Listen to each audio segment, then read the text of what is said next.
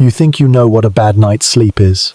Maybe you stayed up too late scrolling through videos of people making soup in the woods. Maybe your neighbor's dog barked until 3 a.m. Or maybe your mind wouldn't stop replaying that thing you said in 2012. But let's be honest. You had a mattress, some form of temperature control, and the vague comfort of not sharing your bed with a pig. That's already more than most people could hope for in the year 1300. Welcome to medieval Europe, where the concept of sleep, as you know it, had not yet been invented, and the act itself was less of a biological necessity and more of a prolonged tactical maneuver against cold, pests, demons, and livestock. In the modern world, you might wind down for the night. Maybe that means a podcast, maybe herbal tea. In medieval Europe, winding down meant checking the roof for wolves, throwing another log onto the smoky hearth, and whispering a prayer that tonight wouldn't be the one where you choked to death on your own phlegm. Because, yes, that was a medical concern. But before we get too deep into theology and phlegm, let's establish something simple. Medieval sleep was not restful. It was a series of survival routines dressed up as bedtime. And if you dared to romanticize it, if you ever thought it sounded cozy to sleep beside a crackling fire in a stone cottage, congratulations. You've just fantasized about dying of exposure in an uninsulated shed surrounded by coughing relatives and semi-domesticated animals. It didn't help that houses were poorly built by modern standards. Wooden beams, wattle and daub walls, thatched roofs. The average medieval home was more flammable than a haystack dipped in whiskey. And these weren't mansions. Most peasants lived in one-room huts that functioned as kitchen, bedroom, stable, and sometimes courtroom. Privacy didn't exist. You didn't get your own room. You didn't get your own bed. You got a spot, possibly dry, possibly near the hearth, possibly occupied by a goat, and that was considered lucky. The basic unit of sleep was not individual. It was collective. Entire families piled into the same heap of straw for warmth. If you were wealthy, your pile came with linens. If you were poor, your pile came with fleas. Either way, someone snored. Someone elbowed you in the ribs. Someone farted. Someone sleep-talked in Latin. And you all just accepted it, because at least you weren't freezing to death. That was the baseline goal. Not to be comfortable, just to avoid dying in your sleep.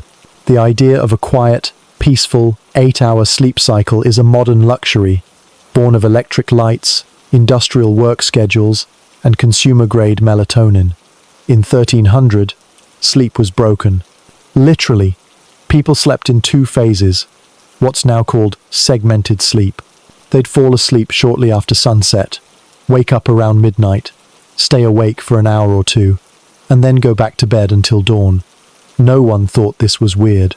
It was just how the body worked when you weren't blasting your eyeballs with blue light at 11:45 p.m. That midnight intermission had a name. It was called the watch. Not because anyone was checking the time. Clocks were mostly decorative, if you were lucky enough to have even seen one, but because someone literally had to keep watch. For wolves, for bandits, for fires, for God. This period was also a prime opportunity for casual multitasking. People prayed, they mended things, they checked on their animals, they read if they were literate and rich, they reflected on their sins if they were especially anxious. Some people used it for intimacy, which medieval physicians actually encouraged because it was believed the body was most relaxed at this time, because nothing says romance like being groggy, cold, and aware that your cousin is probably listening. And then, after the fire was poked, the goats calmed, and your existential dread was sufficiently addressed, you went back to sleep. Second sleep. It's exactly what it sounds like. Another 3 or 4 hours, this time deeper and often filled with dreams, which, of course, we'll get to later. For now, let's focus on the environment. It's winter. You live in a wooden shack with a hole in the roof that someone insists is a chimney. The floor is dirt. The straw mattress is damp. The blanket is wool, but it smells like goat. The air smells like smoke, old onions, and unwashed humanity. You wear your clothes to bed because pajamas haven't been invented, and laundry is a twice-a-year affair.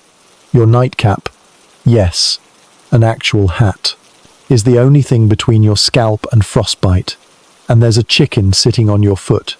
You don't own a pillow. You own a burlap sack that might be filled with feathers or rocks, depending on how your year went. If you're lucky, you might have a bed frame to keep your straw mattress off the ground. This doesn't improve comfort much, but it does reduce your risk of waking up with a beetle in your ear. A small win. Sleep hygiene, in the modern sense, is a complete joke in this context. Your circadian rhythm isn't managed by sunset lamps and blackout curtains. It's ruled by actual sunsets and the noises your house makes when it's cold, haunted, or both. And that's just for peasants. Nobles had better accommodations, sure. Wooden frames, feather mattresses, curtains, sheets that were embroidered rather than stained. But guess what? They still shared their beds, with spouses, children, attendants, and yes, sometimes with visiting dignitaries or political allies, because nothing says diplomacy like awkwardly rolling over and elbowing the ambassador from France. Even kings weren't immune. Monarchs often had bedchambers that doubled as meeting spaces. You could be summoned to discuss taxation, while the king lounged under 5 layers of linen and pretended to care about grain tariffs.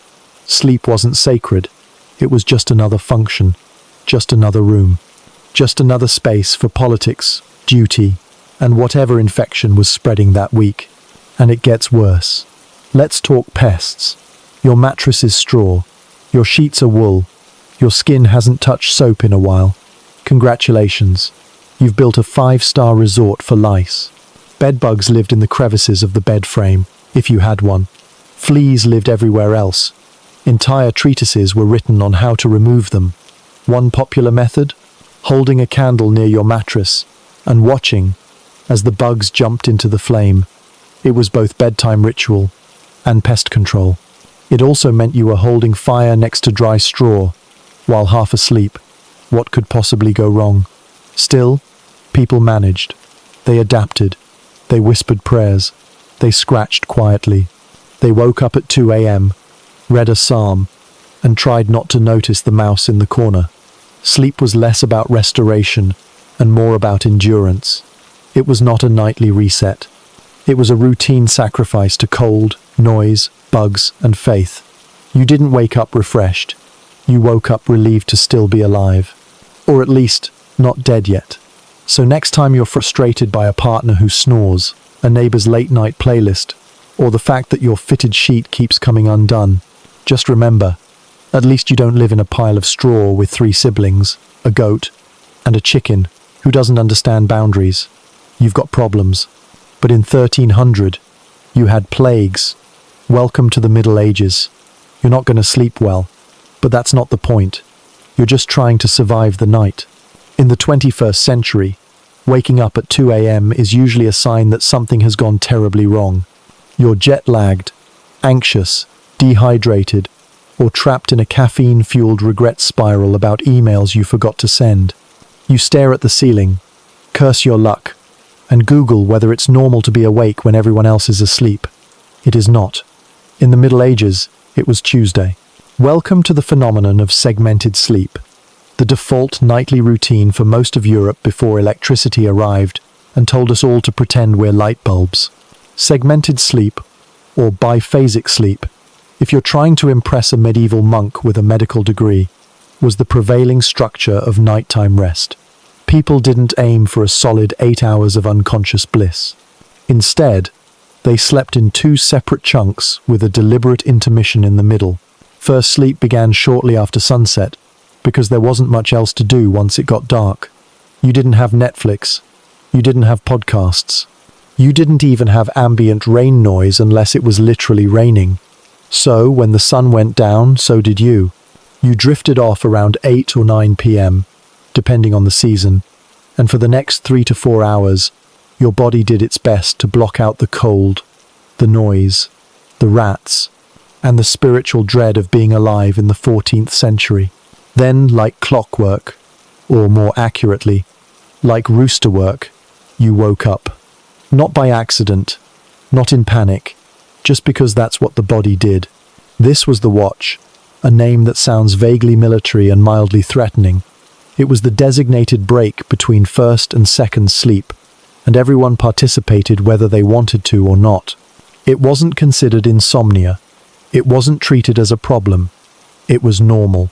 And if you didn't use it productively, you were probably wasting valuable middle-of-the-night time that could have been spent checking on your cow. Because yes, that was one of the more common watch activities. People got up and checked on livestock. Sometimes they stoked the fire. Sometimes they read religious texts, if they could read and had candles to spare. Sometimes they prayed. Sometimes they cleaned. And sometimes they talked. This was, strangely, a social hour. Neighbors might drop in. Spouses might talk through their problems. Adults might scold children or whisper gossip. The house was dim, the world was quiet, and for a brief moment before the second sleep began, people were awake and weirdly available. It was also considered a prime time for intimacy, and medieval medical manuals encouraged it. Why? Because after 3 hours of unconsciousness, the body was said to be rested, the mind calm, and the soul briefly distracted from damnation. In other words, you were too tired to argue, and there was just enough energy left for whatever counted as romance between two people wearing wool and smelling faintly of boiled cabbage. These manuals didn't exactly drip with passion. They spoke of balance, temperament, and bodily humors. They advised married couples to schedule relations during the watch because it was the most moderate time for the body. Not too cold, not too hot, not too phlegmatic. It was the lukewarm window of desire between physical exhaustion and existential dread. Think less candlelit passion, more might as well. But not everyone used the watch the same way. The devout, like monks and nuns, dedicated the watch to prayer, known as vigils or nocturnes, depending on the order and the severity of their insomnia. This was when they whispered psalms, chanted Latin verses, and tried very hard not to fall asleep mid-confession. Some lay people followed suit. They believed that being awake at night gave them a closer connection to the divine, or at least gave them a head start on repenting for sins committed during daylight hours. Others leaned into more practical uses. Midwives preferred the watch. So did thieves. So did people with chronic back pain from sleeping on straw mattresses filled with insect colonies. If you needed to finish something quietly, secretively, or while everyone else was still in their first sleep, this was your moment. Candlelight was limited, oil was expensive, but the darkness provided cover, and the silence was its own strange form of energy. And if you think this sounds like madness, modern science has actually confirmed that segmented sleep might be more natural than our current straight-through, 8-hour model. Studies have shown that in the absence of artificial light, human circadian rhythms tend to default to this two-phase structure. One block of sleep, a period of quiet wakefulness, then a second block, which means that your 2 a.m. anxiety spiral might not be modern dysfunction. It might be ancient biology screaming to be allowed a little midnight productivity. The big shift came with urbanization and industrialization. The need to wake up early for factory work and the spread of gas lamps, clocks, and Protestant guilt turned segmented sleep into a problem. You weren't supposed to wake up anymore. You were supposed to push through. Sleep became a moral obligation, an unbroken unit of productivity.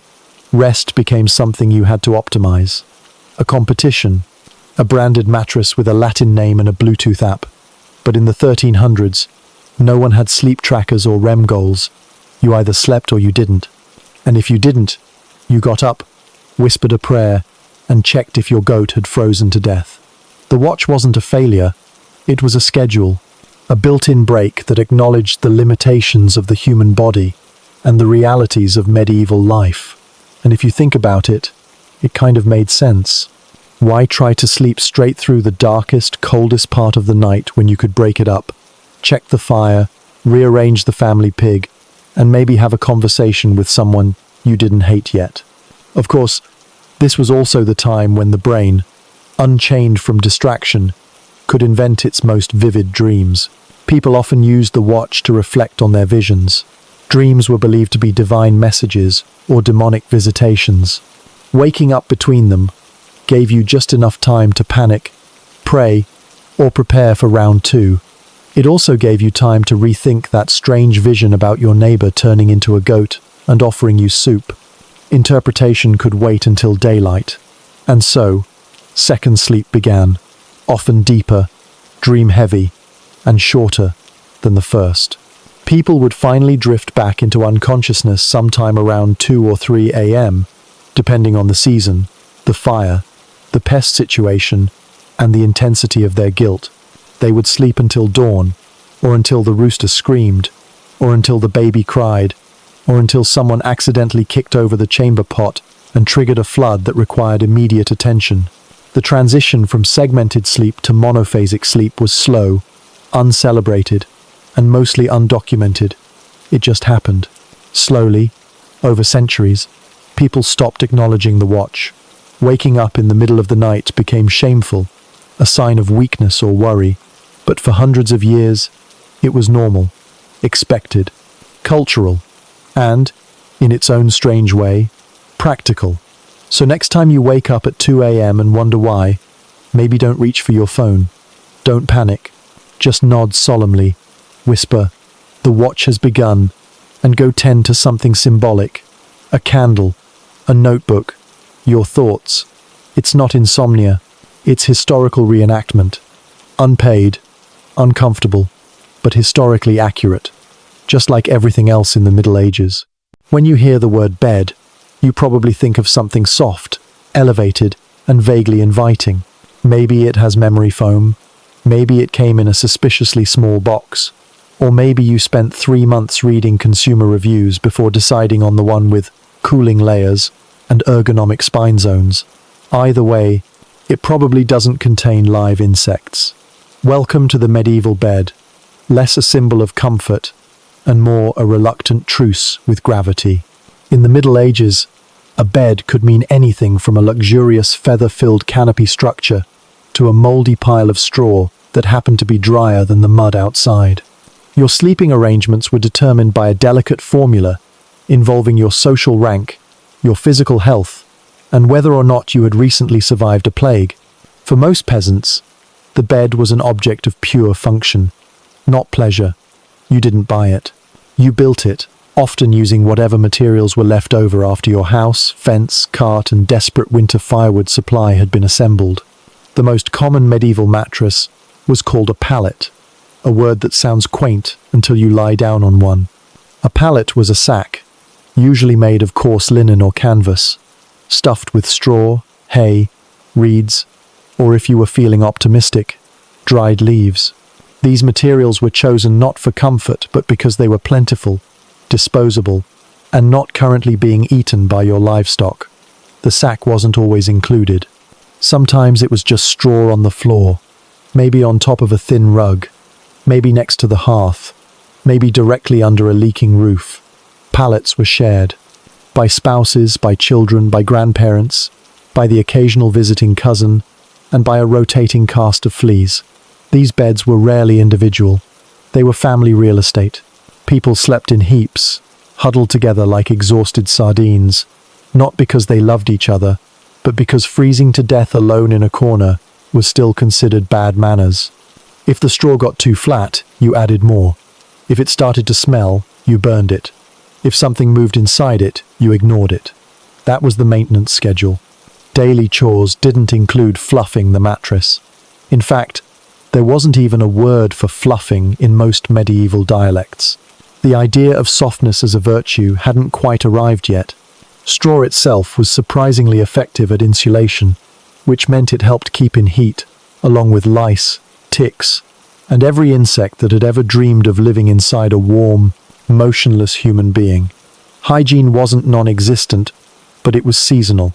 You cleaned your bedding when it was either crawling or on fire. And yet, despite all this, people still slept. Not well, but thoroughly. Because when you've been working in a field since dawn, dragging a plough, lifting sacks, chasing pigs, and avoiding divine punishment, the threshold for what qualifies as comfortable becomes depressingly low. But let's not forget the ambitious sleeper. Some peasants, either by ingenuity or sheer desperation, lifted their pallets onto wooden frames, not because it turned the bed into a royal chaise, but because it mildly decreased your chances of waking up with a rat in your hair. These wooden bed frames were crude, often just planks nailed into a rectangle and supported by 4 legs of questionable height. Some had rope lattices or wooden slats to hold the mattress. These would sag over time, creating what historians generously describe as a hammock effect, and what modern chiropractors would describe as long-term spinal collapse. Rope beds had to be regularly tightened, hence the phrase "sleep tight," which in this context meant adjust your janky rope system before your body falls through it. Higher status households had better options. If you were a merchant, minor noble, or successful tax collector, one of history's least loved professions, you might own a bed that looked like furniture. A wooden frame, a feather mattress, maybe even a canopy, not to impress your friends, but to keep out the cold air and falling dust from your poorly maintained ceiling. Feathers were a luxury. You didn't pluck your own geese for this. You inherited them. Feather beds were passed down in wills. The mattress itself could weigh hundreds of pounds and develop lumpy, mysterious soft spots that no one dared question. If your Aunt Matilda left you her bed, you accepted it, honored her memory, and never asked what died inside it. Sheets, for most people, were mythical. You slept in your clothes. All of them. The idea of undressing for sleep was not just impractical. It was socially suspect. Only the rich had designated sleepwear, and even then it was mostly just long shirts made from linen or wool. Peasants slept in whatever they were already wearing, which was probably already damp, smoky, or held together by hopeful stitching and divine forgiveness. Blankets were heavy, scratchy, and made from wool that had been through exactly 0 quality control steps. If it itched, you ignored it. If it smelled like sheep, you called it authenticity. People didn't complain because there were no better options. That was the bed. It existed. You used it. Comfort was secondary to not being dead. Whole families could sleep together in the same bed, especially in winter. It was called a family bed, not out of affection but necessity. The more people you crammed in, the more body heat you trapped. It was like a primitive heating system, powered by uncomfortable proximity. If your sibling kicked you in the night, you didn't kick back. You whispered a curse and rolled closer to your grandmother, who snored like a haunted bellows. You didn't get your own side. You got what space was left. Nobles, of course, enjoyed more lavish setups. Carved bed frames, embroidered sheets, fur throws, and mattresses stuffed with goose feathers or horsehair. But even noble beds were not free from pests. Lice don't respect status. Fleas don't read tax records. In fact, the more decorative your bed, the more cracks and seams it had for things to crawl into. Entire servant roles existed to maintain these beds. Some households employed nitpickers, whose job was to remove lice from bedding and clothing. This was not a metaphor. It was a real title. A noblewoman's bed might be grand, canopied, and perfumed, but still smell faintly of wet wool and failure. Medieval bedrooms were often multi-purpose. The bedchamber was not just for sleeping. It was for entertaining guests, conducting business, giving birth, dying, recovering from plagues, hiding valuables, and occasionally hiding people. The bed was the centerpiece of a room that served as hospital, office, and courtroom. It was central because it was expensive, a sign of wealth, a storage space, a location, but it was rarely just for sleeping, and rarely private. Even in noble houses, privacy was porous. Curtains were a boundary, not a barrier. Servants walked in. Children wandered through. If you had a fever dream or shouted in your sleep, someone heard it, recorded it, and maybe accused you of heresy. So next time you lay down on a mattress that costs more than a medieval peasant made in a year, surrounded by lavender mist and Spotify rain sounds, just remember what came before. The bed as battlefield, the mattress as compromise, the blanket as survival gear. Medieval sleep wasn't about comfort. It was about location, insulation, and low expectations. And lice. Always lice. Let's talk about the hat. Not the crown of a king, not the helmet of a knight, not even the hood of a wandering monk.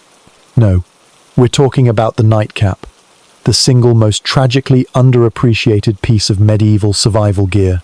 Because when you live in a wooden box full of smoke, rodents, and passive-aggressive family members, sometimes the only thing standing between you and hypothermia is a glorified sock for your head.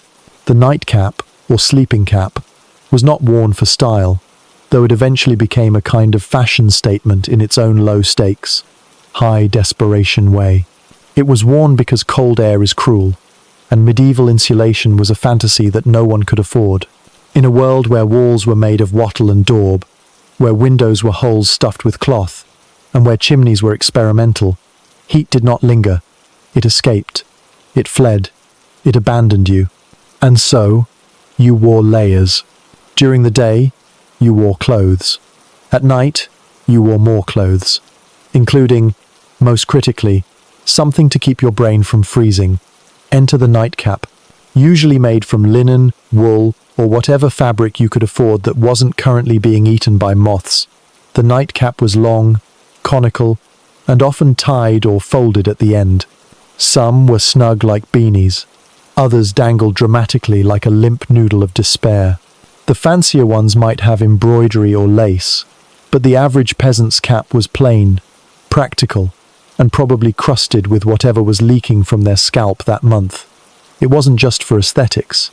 The head is a major source of heat loss, and if you're already sleeping in a damp straw sack with a pig at your feet and a hole in the roof, losing that heat can mean the difference between waking up groggy and not waking up at all. The nightcap wasn't cute. It wasn't sexy. It wasn't optional. It was armor against the air itself. And it didn't end with peasants. Everyone wore them. Rich, poor, male, female, even children.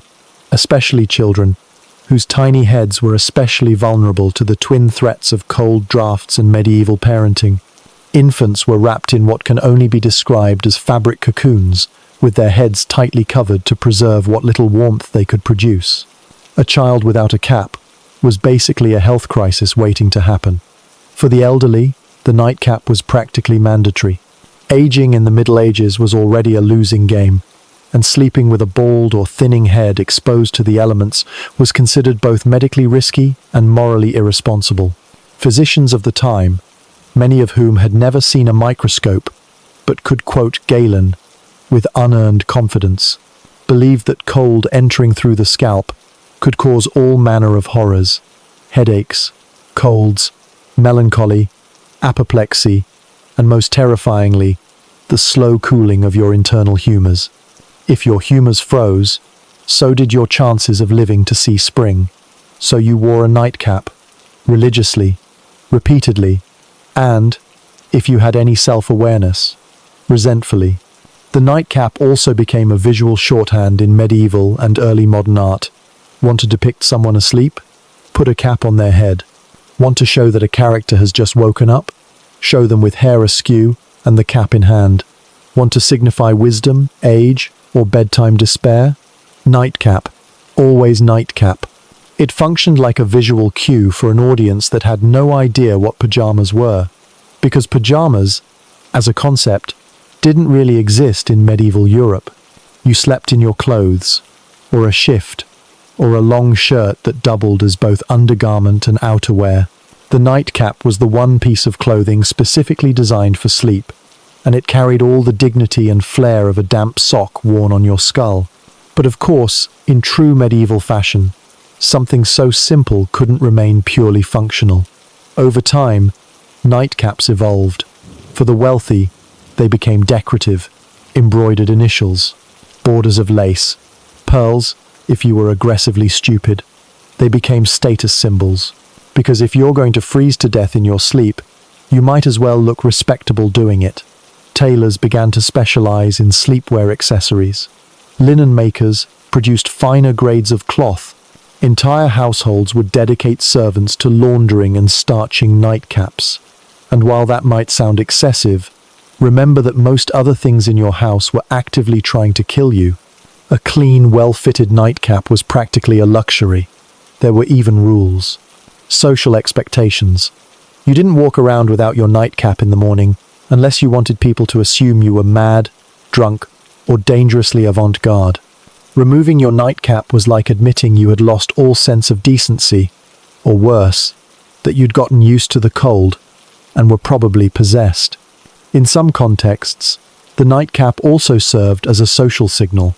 Wearing one during the day was often seen as a sign of illness. It marked you as unwell, vulnerable, or potentially contagious. If your neighbor answered the door wearing a nightcap at noon, you didn't ask questions. You backed away, prayed for their soul, and hoped you weren't next. In literature, nightcaps became symbols of domesticity, weakness, or comic relief. They were shorthand for the bumbling husband, the aging scholar, the cranky grandparent. By the Renaissance, they were as much a literary device as an item of clothing. But their roots were always in survival. They existed because stone walls and wooden beams didn't trap heat, because winters were long, drafts were constant, and medicine was largely theoretical. They existed because the world was cold, and your head was soft. The irony, of course, is that today, nightcaps are mostly extinct. They live on in cartoons, in Christmas illustrations, and in the haunted memories of theatre costumers. Modern people look at them with amusement, as relics of a simpler, sillier time. But those silly hats saved lives. They kept skulls warm. They prevented fevers. They allowed millions of people to sleep just a little longer in a world that was constantly trying to murder them through architectural neglect. So the next time your heat goes out, and you're tempted to wear a hoodie to bed, know that you're participating in a grand, itchy tradition. You're not regressing. You're reconnecting with your ancestors. The cold, desperate ones, with lice and terrible hats. When you lie down in your bed at night, there's a reasonable expectation that you'll know the people in it. Maybe a partner, maybe a child who snuck in during a thunderstorm, maybe a dog, if your household has a generous interpretation of boundaries. But in the Middle Ages, the concept of a private bed was so foreign, it might as well have been sorcery. You didn't get to choose who you slept next to. Sometimes you didn't even know their name, because sleep in the medieval world was communal, indiscriminate, and deeply unromantic. The death of privacy wasn't a gradual societal shift. It was the default. In a world where houses had one room, families had 10 children, and travel took 3 weeks on a muddy road that smelled like despair, you simply didn't have the luxury of sleeping alone. Beds were shared. Always. With siblings, with parents, with strangers passing through. The human bed was a heat-sharing mechanism and a social contract built on mutual discomfort. And if you think that sounds horrifying, congratulations. You understand modern personal space. But back then, personal space was a philosophical rumor. Let's start with the average household. A peasant family lived in a single-room hut made of wood, mud, smoke, and generational trauma. This room was kitchen, dining room, bedroom, maternity ward, sick bay, and livestock shelter. At night, everyone lay down together. Adults, children, elders, babies, sometimes servants, sometimes boarders. There was no rotation schedule, no boundaries, just bodies and blankets, if you were lucky. The idea of a separate child's bedroom would have been treated as a dangerous fantasy, or at best, a sign of unnecessary wealth. Children learned to share not because it built character, but because they physically couldn't escape one another. You heard your siblings snore, dream, cry, and sometimes vomit, all from 6 inches away. You grew up memorizing the sound of your father's nighttime digestion and your mother's soft curses as she tried to keep the fire alive. And that was considered normal. Now, let's talk about travel. When you stayed at an inn or someone's home, you didn't get a room to yourself. You got a bed, a literal spot on a mattress already occupied by someone else. If the inn was busy, you might share with multiple strangers. If you were very unlucky, you'd be the one in the middle, stuck between 2 sweaty merchants who had both eaten something regrettable. This was called a bedfellow. And no, it wasn't always platonic. Sharing a bed with a stranger didn't automatically imply intimacy. But let's just say boundaries were fluid, and sleeping arrangements often blurred the line between physical necessity and accidental romance. Legal records even include cases of disputes, accidents, and occasional stabbings related to unexpected bedfellow behavior. Some travelers carried tokens or documentation to prove they had a right to a cleaner bed or fewer companions. Others simply accepted their fate, closed their eyes, and pretended not to feel the lice. Even nobility weren't immune. While they had larger beds and private chambers, the concept of privacy was still shaky. A nobleman's bedroom doubled as an office, a court, and a reception area. Servants came and went. Advisors delivered news, while their lord lounged half-dressed in bed.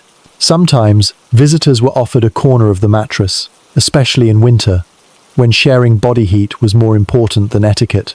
In royal courts, beds were symbolic. The Great Bed of Ware, for example, was an actual tourist attraction.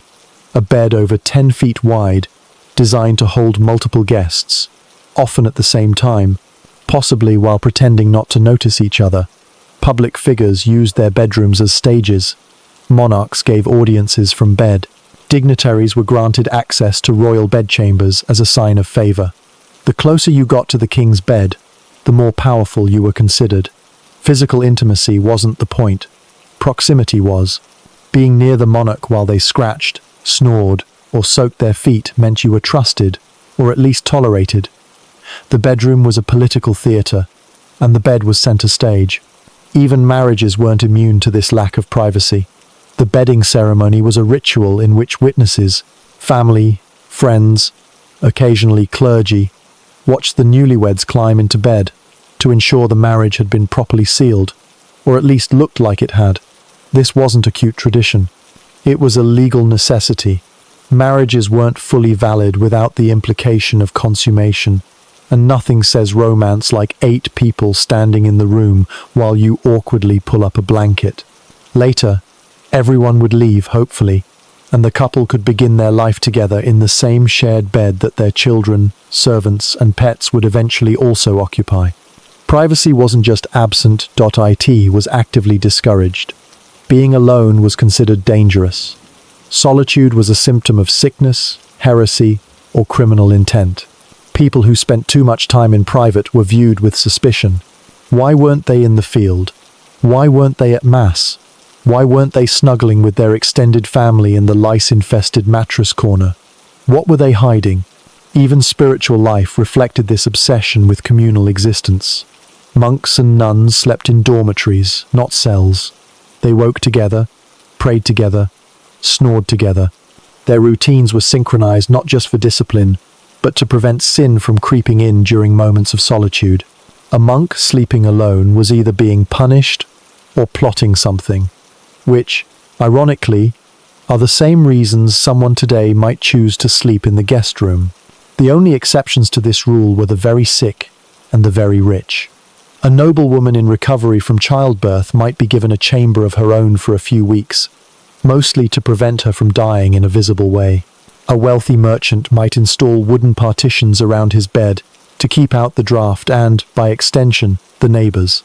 But even these rare moments of isolation were punctured by the presence of servants, animals, and occasionally a priest, because death, like sleep, was rarely done alone. In modern times, we fantasize about privacy. We design bedrooms as sanctuaries. We invest in sound machines and blackout curtains and doors that lock. We expect, at the very least, to control who shares our sleeping space. But in the Middle Ages, sleep was a public activity conducted in semi-darkness, full of whispering, coughing, movement, and occasional existential weeping. It wasn't sacred. It wasn't private. It was just something you did, preferably near someone warmer than you.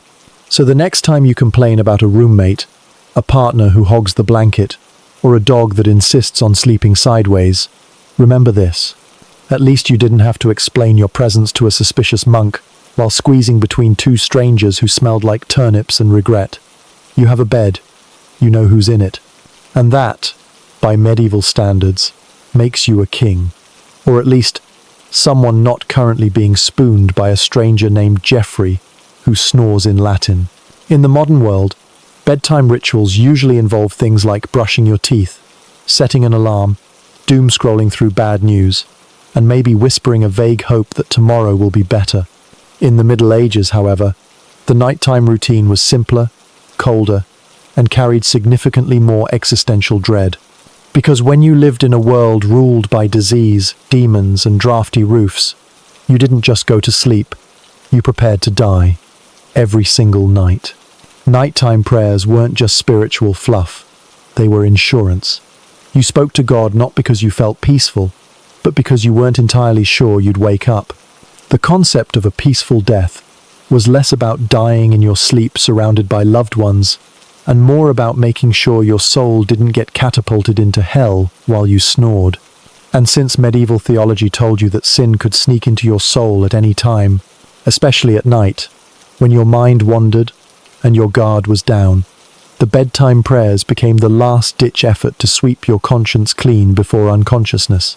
The standard bedtime prayer, popularized later but rooted in earlier belief, went something like, "If I should die before I wake, I pray the Lord my soul to take."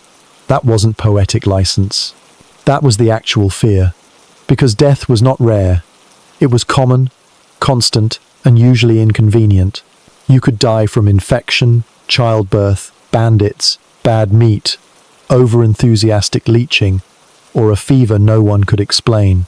You could die in your sleep from something called night air, which was basically any invisible force that entered your mouth after sundown and killed you for mysterious moral reasons. You didn't need to be old or sick. You just needed to be unlucky. And so, you prayed, not out of comfort, but out of contractual anxiety.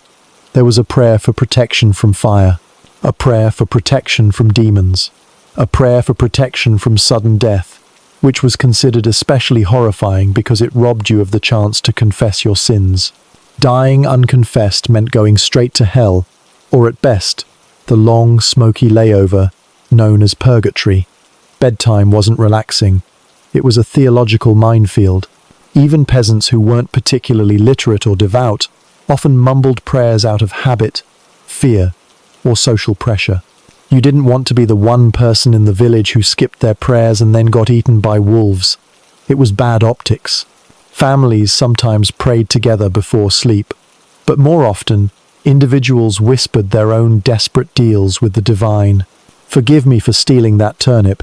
Forgive me for cursing at the priest.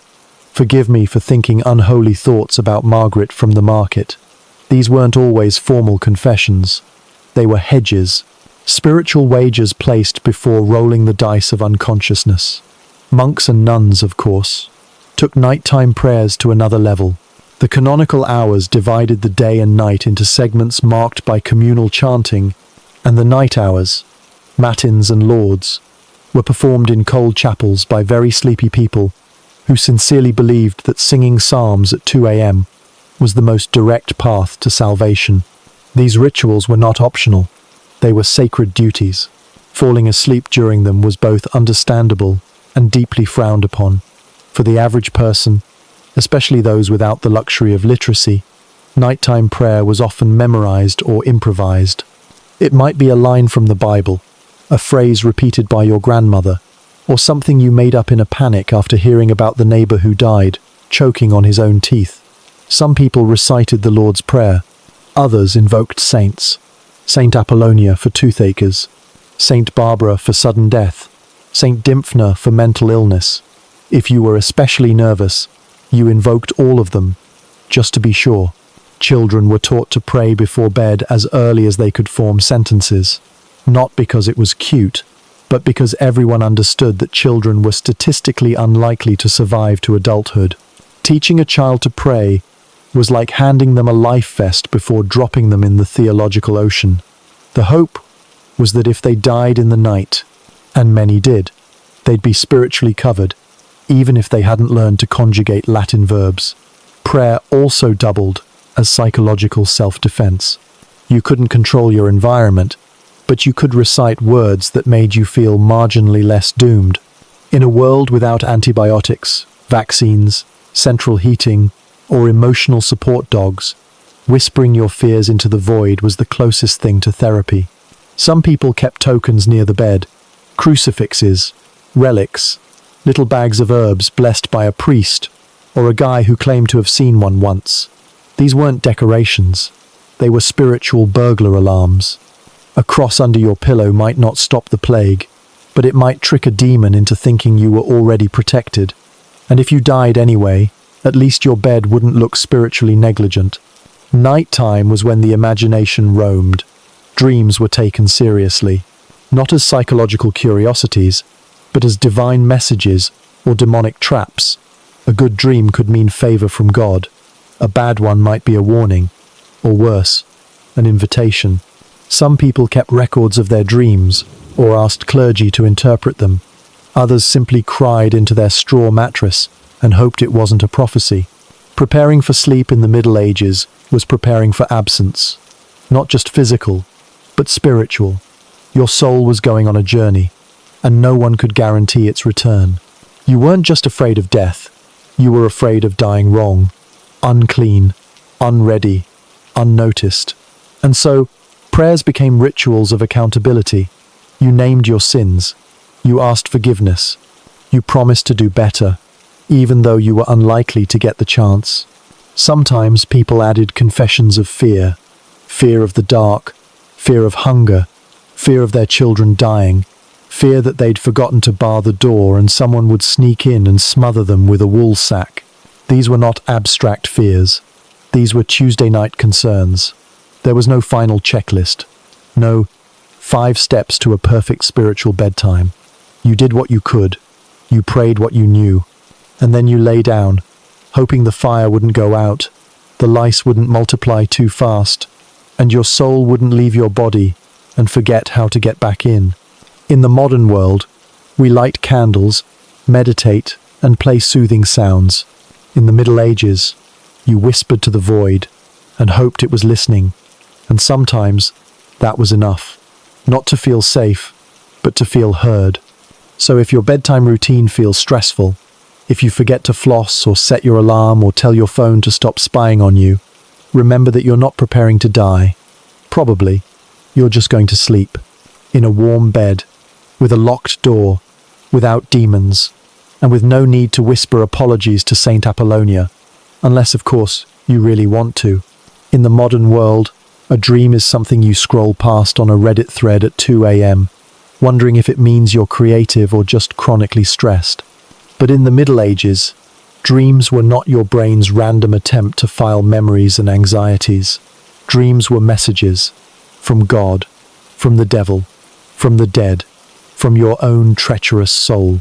They weren't entertainment, they were surveillance. The medieval dream was less a psychological experience and more an open interrogation.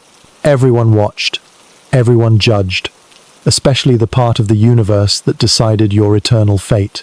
Because sleep didn't mean rest, it meant vulnerability. Your soul, as scholars, monks, and clergy insisted, could slip away during sleep, wandering through heavenly realms, infernal landscapes, or just the neighbor's field, where it might overhear gossip or get tricked into damnation. The idea that you could sleep peacefully without consequences was considered suspicious. If you didn't dream, something was wrong. If you dreamed too vividly, something was definitely wrong. Either way, someone wanted to know what you saw. Religious texts treated dreams as warnings or tests. Saints received visions while sleeping, often painful, confusing, or terrifying. Their dreams were seen as divine instruction, the sleep version of being handed a flaming scroll and told to interpret it before breakfast. Martyrs dreamed of their own deaths in symbolic riddles. Prophets dreamed of floods, fire, dragons, or sometimes oddly specific agricultural failures. And if a layperson claimed a dream, it had to be weighed, scrutinized, and interpreted by someone who had at least skimmed Augustine. Because the line between divine vision and demonic trap was thin, slippery, and full of eternal consequences. One wrong interpretation, and you were heretic soup. This spiritual paranoia wasn't limited to the clergy. Ordinary people feared dreams the way modern people fear group text from their boss. Because you didn't control your dreams, but you were still responsible for them. Dreamed of sin? Better confess. Dreamed of the devil? Better find a priest. Dreamed of your neighbor turning into a goat and offering you soup? That's probably symbolic, or prophetic, or a warning to stop eating spoiled cheese. In either case, you couldn't ignore it. Entire manuals were written to decode dreams. One 12th century dream book promised to translate your unconscious wanderings into usable moral insight, provided you could remember enough details to write them down before sunrise, and provided you hadn't just dreamt of a goose wearing boots, because that was either meaningless or very, very bad. Dreams about water meant spiritual danger. Dreams about fire meant purification or hell, depending on the fire's mood. Dreams of flying meant pride. Dreams of falling meant punishment. Dreams of sex, especially if pleasurable, meant immediate spiritual rot unless properly confessed, repented, and possibly followed by punitive fasting. Because even if your body was asleep, your soul had clearly been up to no good. Women's dreams, as you can imagine, were policed even more aggressively. Female visions were often dismissed unless they reinforced doctrine, or could be appropriated into saintly narratives.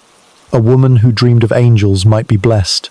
A woman who dreamed of freedom might be burned. And if she dreamt too often, too vividly, or too confidently, she was either a prophet or a witch, and frequently both, in that order. Monasteries were breeding grounds for dream anxiety.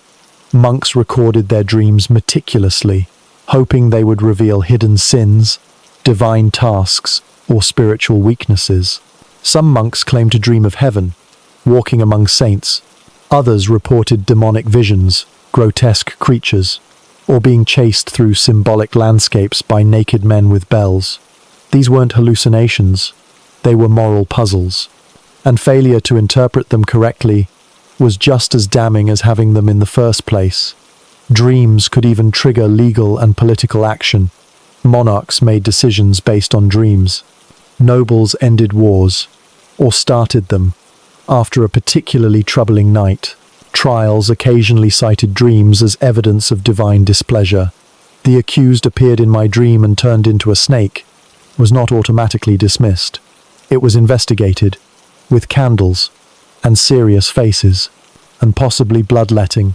For the spiritually anxious, the goal was not to avoid dreaming, but to dream correctly, to have visions that affirmed faith, reinforced hierarchy, and didn't lead to social panic.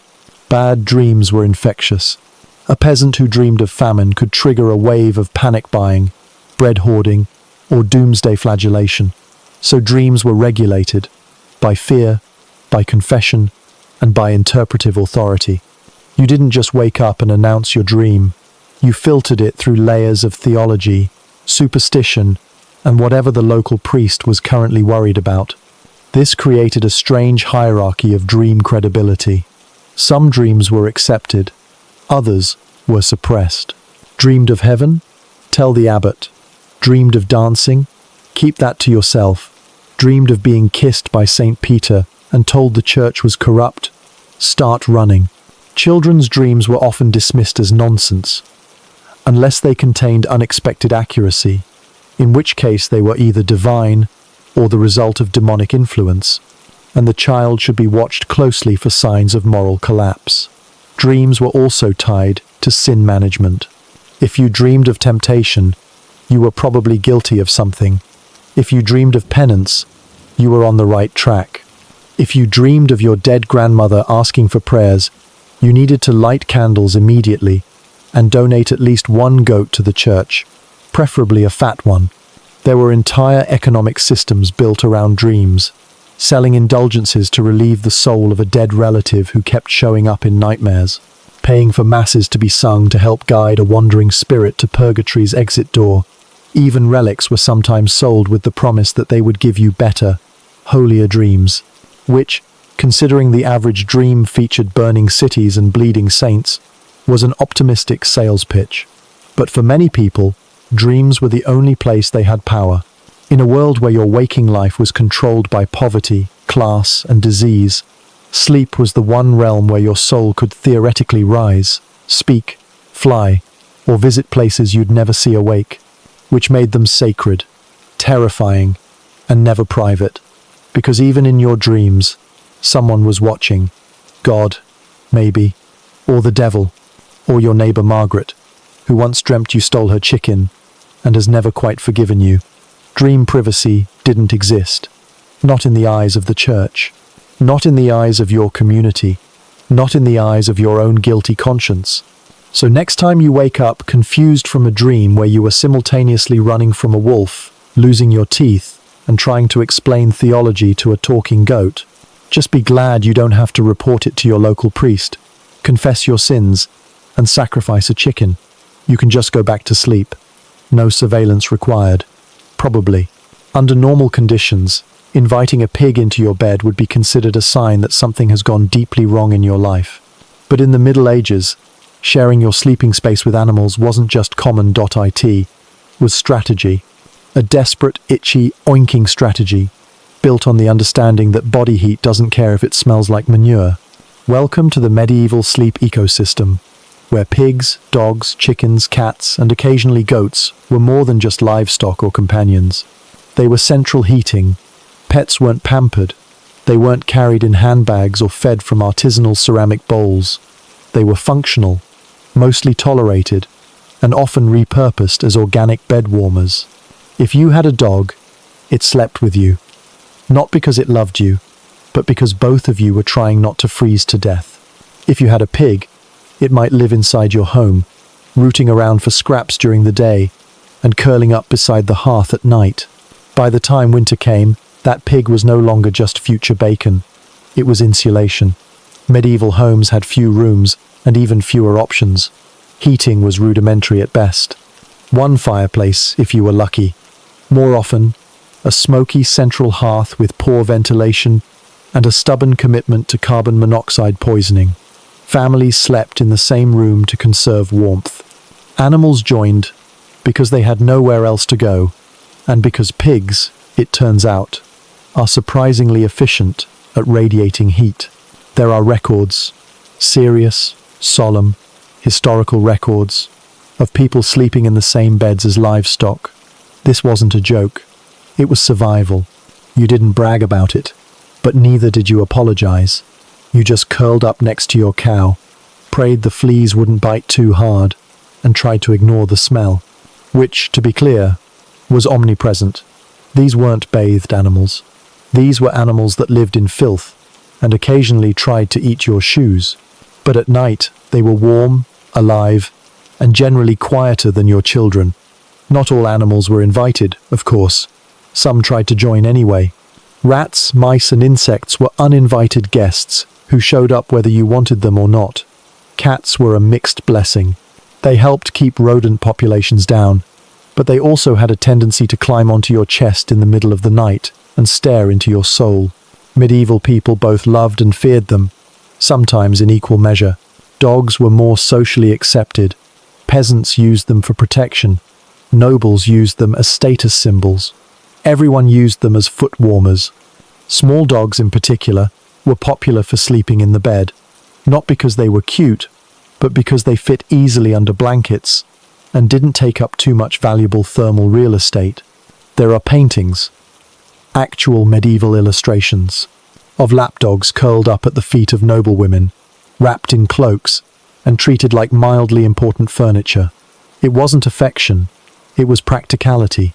The dog wasn't a pet. It was a living, breathing, slightly smelly blanket.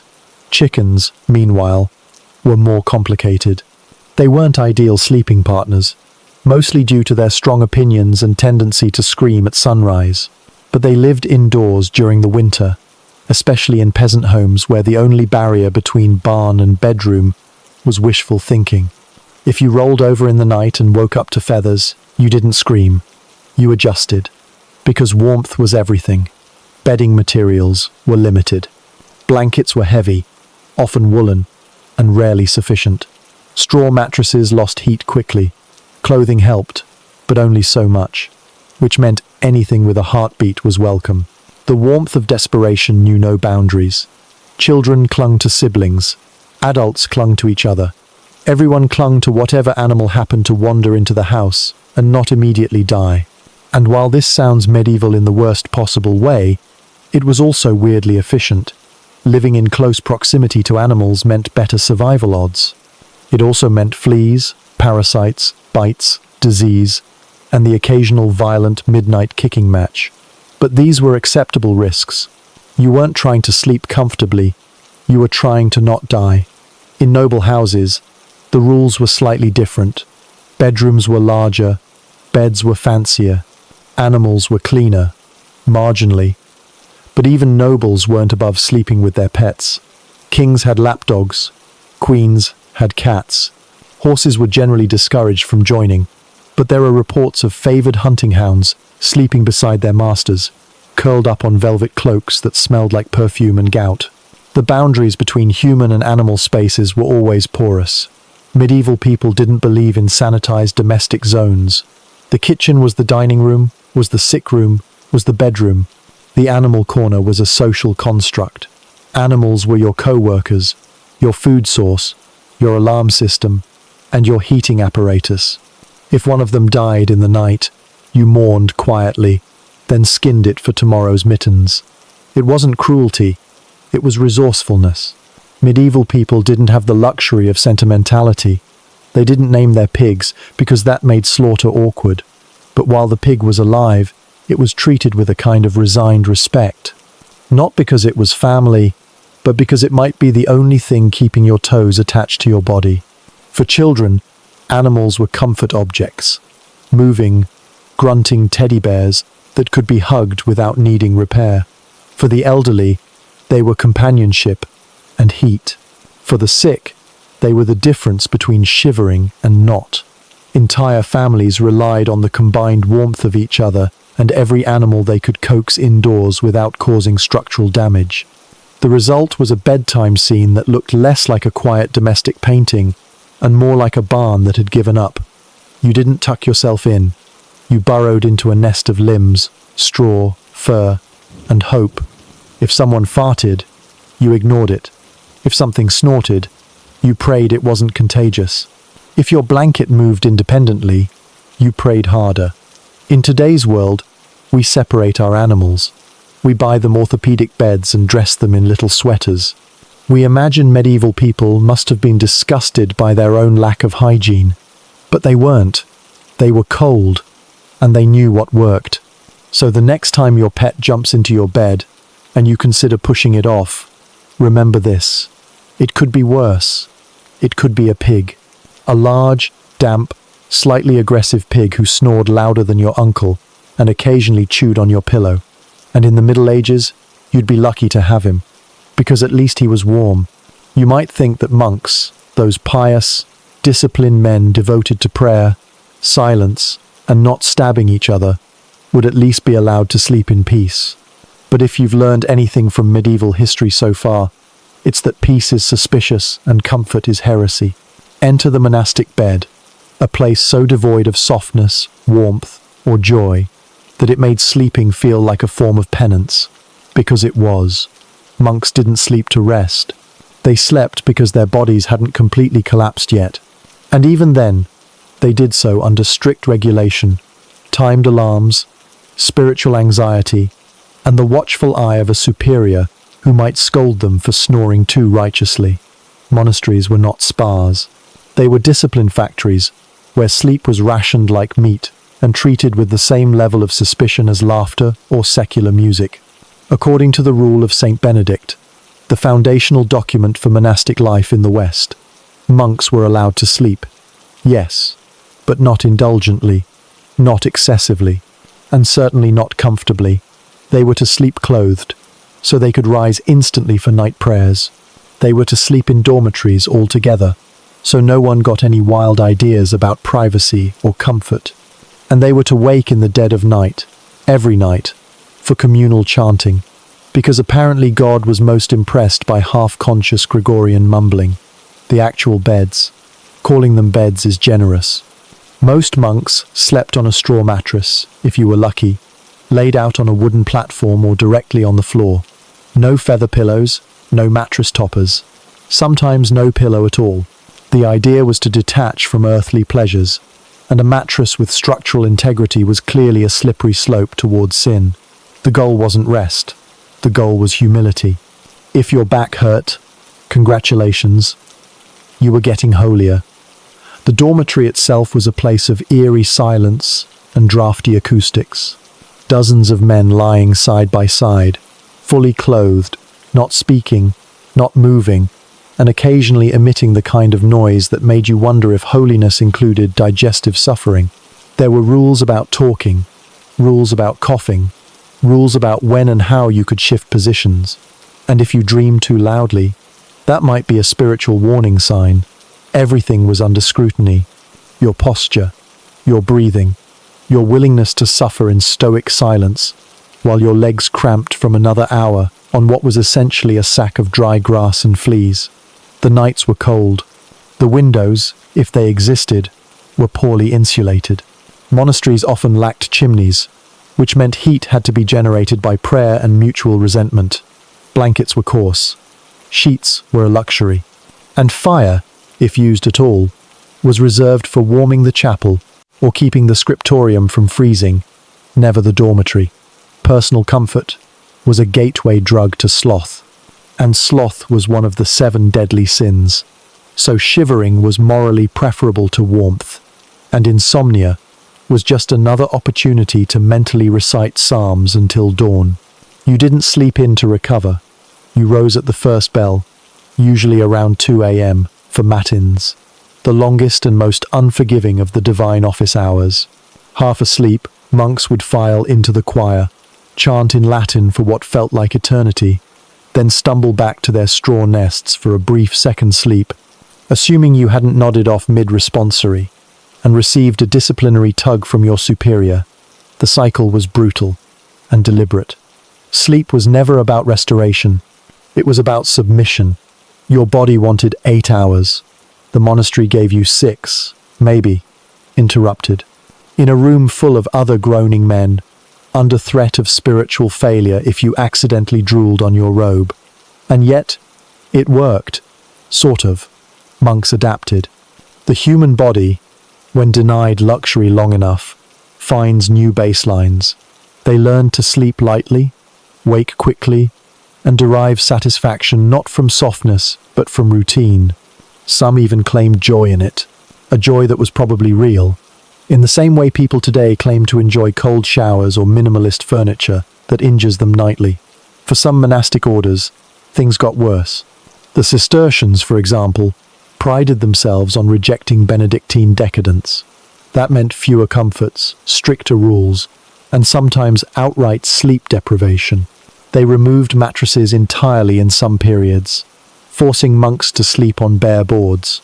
If you wanted extra penance, you could opt to sleep sitting up or on the stone floor, not because it helped, but because it hurt, and that meant it must be working. Female monastics, nuns and anchorites, had similar but sometimes even stricter arrangements. Women were considered spiritually powerful and therefore spiritually dangerous. Their beds were often inspected, their sleep monitored, and their dreams analyzed for signs of divine visions or demonic possession. They were expected to keep vigil, to sleep upright in chairs, or to use wooden pillows that doubled as instruments of torture and reminders that no one, especially not women, should enjoy horizontal living too much. Anchorites, those religious hermits locked in small cells for life, often slept in niches carved into stone walls, with barely enough room to stretch out. Their sleep was a holy performance. One eye closed, one ear listening for divine instruction, or rats, or both. But even among monks, there was variation. The Cluniacs, for instance, leaned toward ornate ritual and occasionally nicer dormitories. The Carthusians took asceticism to terrifying new levels, sleeping alone in cells in total silence, eating in solitude, and regarding comfort as a form of spiritual pollution. These were men who rejected even the straw mattress as excessive. If you ever feel guilty for liking your memory foam pillow, just know that a 12th century Carthusian would consider you already halfway to hell. But not all monastic sleep was about torment. Some abbots recognized the dangers of overexertion and allowed limited adjustments. A second blanket, an extra hour after sunrise. The monastic body was a tool, and tools had to be kept from snapping entirely. Still, any deviation from the norm had to be justified, documented, and preferably framed as temporary. A sick monk might get a pillow, a very sick monk might get silence, a dying monk got the chapel. No one got luxury, and certainly no one got a good night's sleep without spiritual paperwork. The symbolic role of sleep in monastic life was constant. It was both a metaphor and a battleground. Sleep represented the soul's rest in God, but also its temptation to drift from discipline. Dreams could be visions, or they could be distractions. Too much sleep was laziness. Too little was pride. The trick was to exist in the miserable, humble middle, where you were tired enough to be pliable but not so exhausted you collapsed in the cloister and disrupted the schedule. Monks weren't trying to be happy. They were trying to be saved. And that meant enduring the kinds of nights that would make a prison bunk look luxurious. And yet, through this, they endured. Some even thrived. Their minds sharpened through repetition. Their bodies acclimated to cold and stillness. They didn't need softness. They needed rhythm. And in that rhythm, they found something close to peace.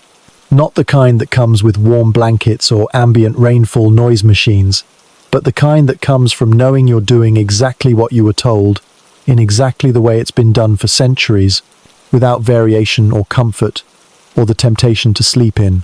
So the next time you stretch out on your pillow-top mattress and complain that it's a little too firm, remember the monks, remember the straw, remember the bell at 2 a.m., calling you into a freezing chapel to chant by candlelight, while your spine questions every life choice that brought you there.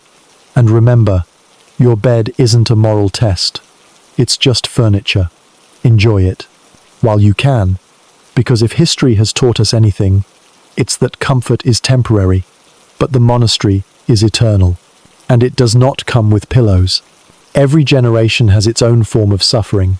Ours might be group chats and airline seats, but for the medieval monk, it was matins. Specifically, waking up in the cold, silent void of 2 a.m. to attend a spiritual concert performed entirely in Latin, without applause, melody, or enthusiasm. This wasn't optional. This was the centerpiece of your nocturnal misery. The first of the canonical hours, matins, or matins, depending on how much medieval spelling chaos you can tolerate, it was the liturgical obligation that pried monks from their straw mattresses before dawn and dragged them into stone chapels to chant psalms until their souls, or at least their eyelids, surrendered. The idea was simple. The execution was brutal. You weren't just waking up early. You were waking up every night.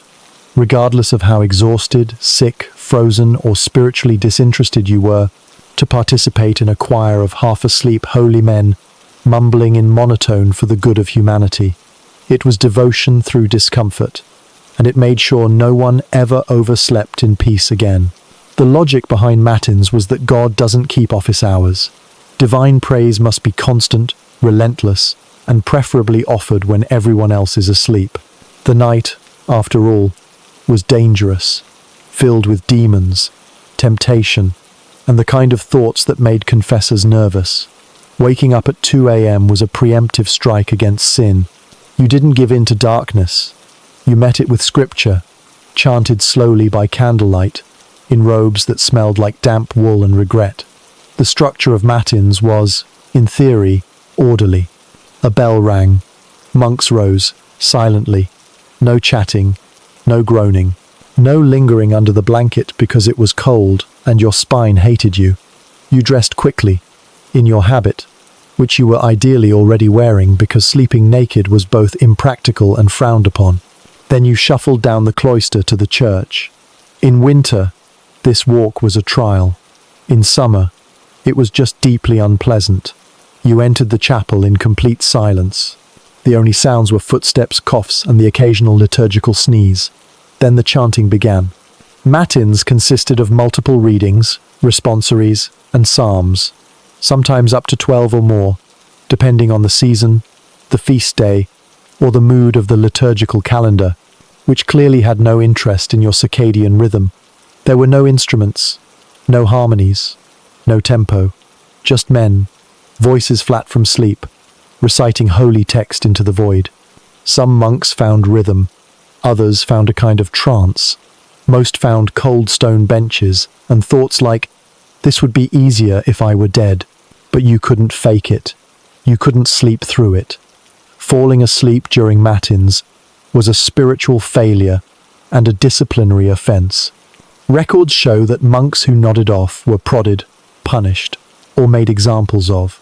Some were sent to pray longer. Others were assigned humiliating chores. In particularly strict orders, they might be denied breakfast, which, considering breakfast came after several more hours of prayer, was less a meal and more a distant rumor. You were expected to be alert, or at least upright. Participation mattered more than joy. The point was not to enjoy God's word. The point was to endure it.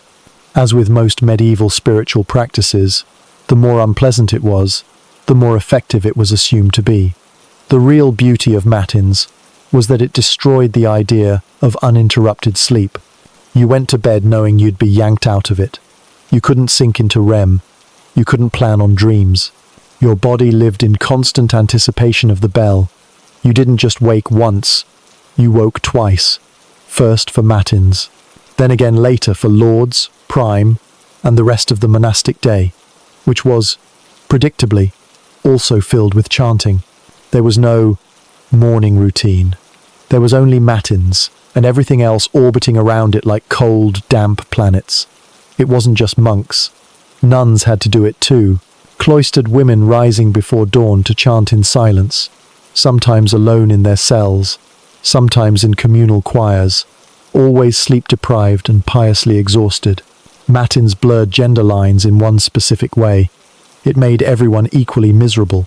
Some monasteries tried to make it more bearable. A fire might be lit, a blanket draped over shoulders. The chanting schedule reduced on particularly cold nights. But these were rare indulgences, and they never changed the core experience. You were awake when the rest of the world slept, reciting texts older than your language, and pretending this was good for your soul. It's worth noting that some monks liked matins, or claimed to. They described it as a moment of mystical stillness, a spiritual vigil, a chance to be alone with God in the silence of the night, which sounds lovely, until you remember they were also hallucinating from sleep deprivation and malnutrition. Medieval spirituality often mistook fatigue for transcendence. If your vision blurred, it meant you were getting closer to the divine, or just passing out. Either way, it counted. Not all monasteries handled matins the same way. The Cluniacs extended it. They believed in beauty and formality, which meant their services were longer, more elaborate, and conducted with the kind of ceremonial gravitas that made your knees hurt. The Cistercians shortened it. They preferred austerity, less flair, more cold air. Carthusians, ever the extremists, recited it alone, in their cells, whispering the entire office in solitude, which made them both admirable and slightly terrifying. Theologically, matins had cosmic significance. You weren't just fulfilling a duty, you were echoing the prayers of angels, keeping vigil with the saints, and helping push back the forces of night. Monks imagined their voices joining a global tide of praise, lifting the world out of darkness one droning syllable at a time. Whether God appreciated this is unclear. Whether the monks did is more clear. They didn't, but they did it anyway, because discipline mattered, consistency mattered. If you could praise God while half asleep, cold, and constipated, you could do anything, including survive the rest of the day, which offered no comforts and even more chanting. What makes matins particularly fascinating is that it was designed to be forgotten. You didn't record your performance. You didn't reflect on it. You didn't even always understand what you were chanting. The Latin was often mumbled by monks who spoke no Latin. The words were memorized, not internalized. The meaning was less important than the act. God knew what you meant. Probably. Matins wasn't meant to be a concert. It wasn't supposed to move you. It was supposed to shape you, like a cold chisel on the soul, grinding down your will until all that remained was obedience. That was the goal. That was the beauty. That was why no one enjoyed it, and no one skipped it. In modern times, Matins has faded into historical trivia. Most people don't wake up at 2 a.m. to chant in Latin. Most people don't wake up at 2 a.m. at all, unless their toddler is screaming or their phone alarm is set wrong. The idea of interrupting your sleep for spiritual discipline sounds absurd now, or admirable, or insane. But in the Middle Ages, it was simply life. And sleep was the thing that happened in the gaps between prayers. So the next time your alarm goes off and you complain that 7 a.m.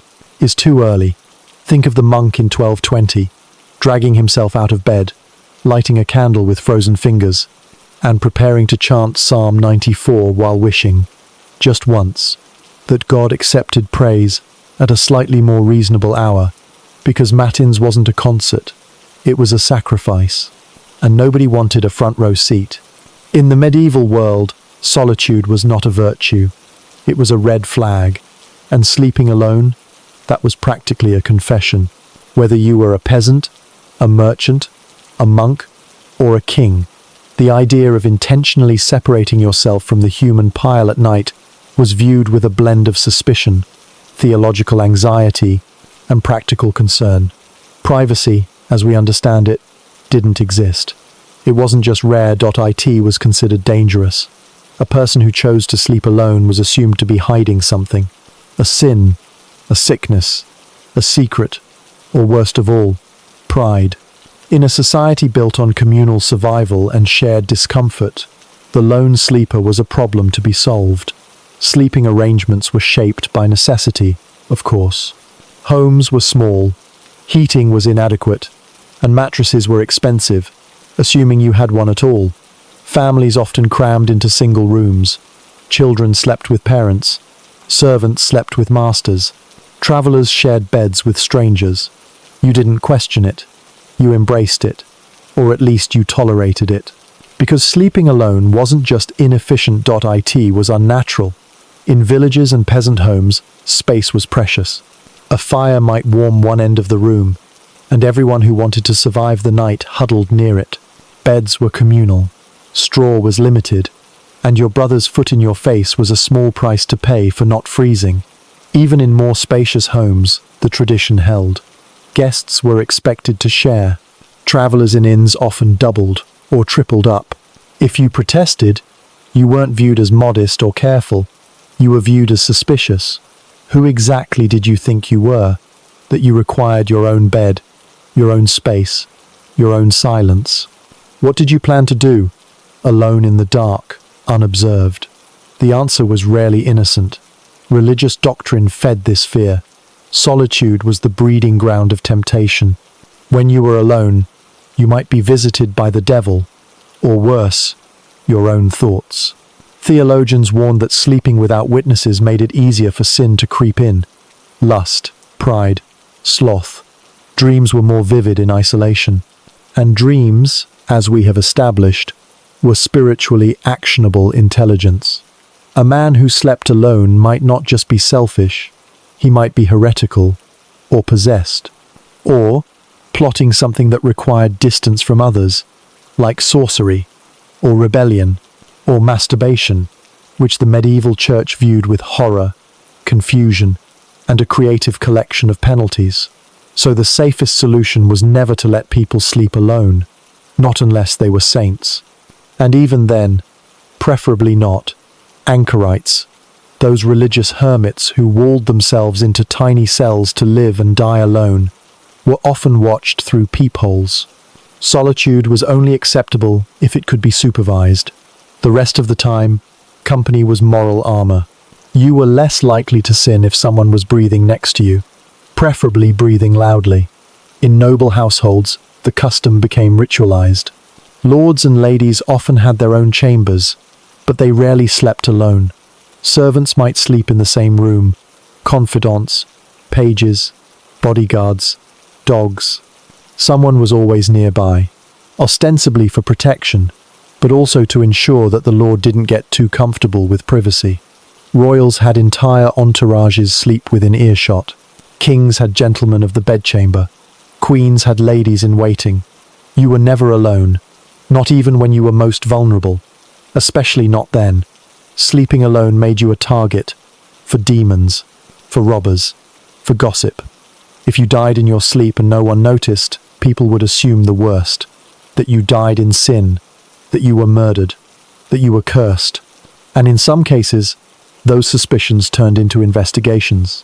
Solitude had consequences. Even within monasteries, where celibacy and separation were core values, communal sleeping arrangements persisted. Dormitories lined with wooden pallets. Monks sleeping side by side, clothed, observed, and frequently woken by bells or the sharp elbow of a neighbor who noticed a bit too much snoring.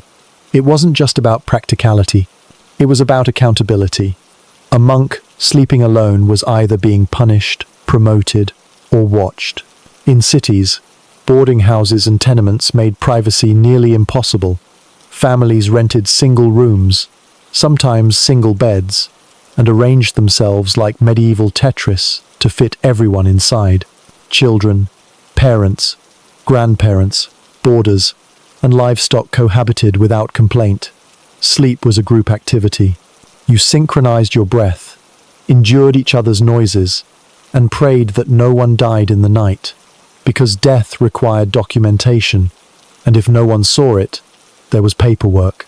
In legal contexts, sleeping alone complicated everything. Witnesses mattered. If your spouse died in bed, and you were the only one present, congratulations. You were now the primary suspect. Unless you could produce someone else who had been nearby and awake, your innocence was an open question. Courts preferred group sleepers. They came with alibis built in. Medical theory also frowned on solitary sleep. The balance of humors, the four bodily fluids that allegedly governed health, was believed to be stabilized by warmth, proximity, and regular contact. Isolation could disrupt your inner equilibrium. A cold bed meant cold blood. Cold blood meant melancholy. Melancholy meant death, or poetry, or witchcraft. The lines were blurry. Sleeping alone was also associated with sadness. Widows were pitied, not just for their loss, but for their sleeping arrangements. A woman alone in bed was vulnerable. A man alone in bed was suspicious. A child alone in bed was probably dead.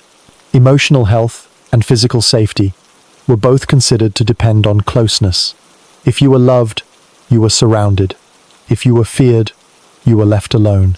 If you chose to be alone, you were either mad, arrogant, or about to be accused of something. There were exceptions, of course. Soldiers in tents, sailors in hammocks, hermits in caves, but these were temporary or extreme conditions. No one looked at them and said, "What a model for domestic life." They said, "May God protect them," and promptly went back to sleeping in heaps. Hospitality customs reinforced this. If you visited a home and were given your own bed, that was luxury. If you were given your own room, that was suspicion disguised as politeness. True hospitality meant sharing.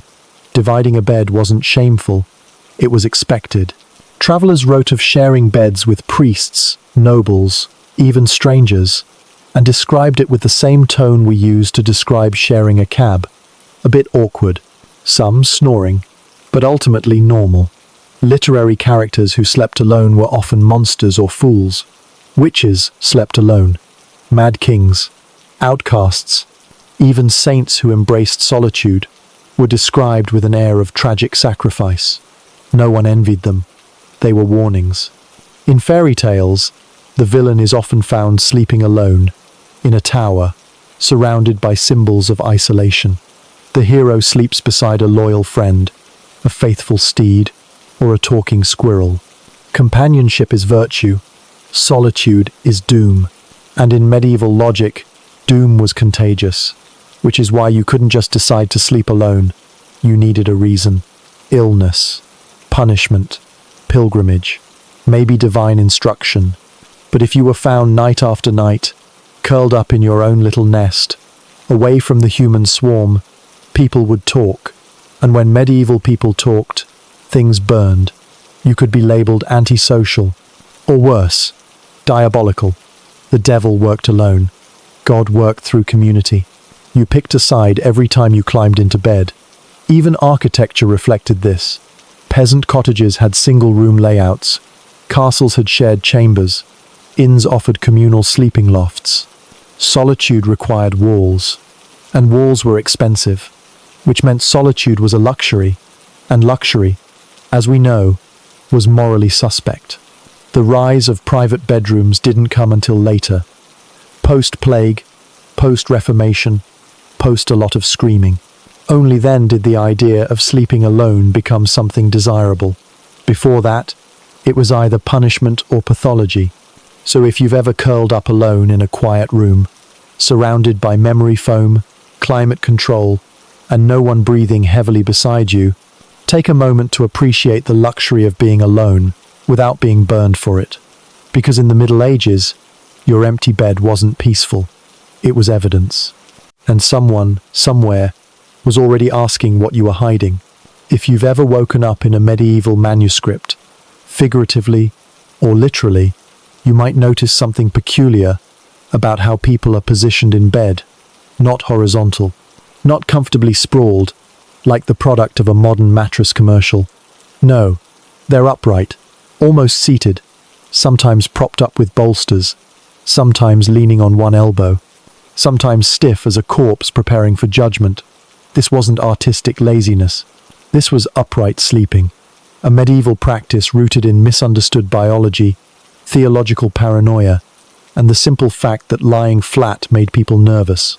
Very nervous. It's hard to overstate how unsettling the fully reclined body was in medieval Europe. Lying flat was the position of death, of burial, of the plague victim in the cart. To sleep horizontally was to imitate the grave. Upright sleeping, by contrast, meant you were still clinging to the business of living. It showed intention. It showed you weren't ready to surrender. And, more importantly, it allegedly helped your digestion. Because in the absence of medical science, medieval people constructed a model of the body based on the movement of fluids, humors, and mysterious inner winds. And according to this model, digestion was best accomplished in a semi-vertical position. If you lay too flat after eating, your food might sit poorly in your stomach, or wander, or rot, or rise again like a demonic soufflé. A vertical torso, however, allowed gravity to assist the mystical process of turning boiled cabbage into spiritual clarity. Physicians, if you could call them that, prescribed upright sleeping to anyone with stomach issues, headaches, melancholy, or any condition that couldn't be treated by bleeding, which was all of them. Upright sleep became the cure all of the concerned household. It was particularly favored among the elderly, the paranoid, and the holy, those who feared death, either spiritual or gastrointestinal, found comfort in keeping their heads elevated, their chests proud, and their feet safely low, where sin presumably pooled. But health was only half the story. The other half was religious confusion. Sleeping upright made you look alert, and being alert made you look virtuous. If God came calling in the night, you didn't want to be found flat on your back like a drunkard or corpse. You wanted to be half awake, already halfway to a kneel, spiritually aerodynamic. Saints, mystics, and overly enthusiastic novices sometimes slept upright out of sheer devotion. They believed the body should always be ready for prayer, even in sleep. And sleep itself was suspect. Too much, and you risked sloth. Too little, and you risked madness. But the middle path was upright, mildly uncomfortable, and preferably witnessed by others. There were entire monastic orders where lying flat was discouraged or outright banned. Monks would sleep in chairs, hunched over prayer desks, or standing in stalls with their heads resting on wooden beams. Some even built special contraptions, part bed, part torture device, that allowed for vertical repose without total collapse. These weren't considered extreme, they were considered wise. because the closer your spine remained to vertical, the closer your soul remained to heaven. Upright sleeping also offered logistical advantages. In communal settings where space was limited and boundaries imaginary, staying upright minimized bodily sprawl. You didn't roll into someone else's fleas.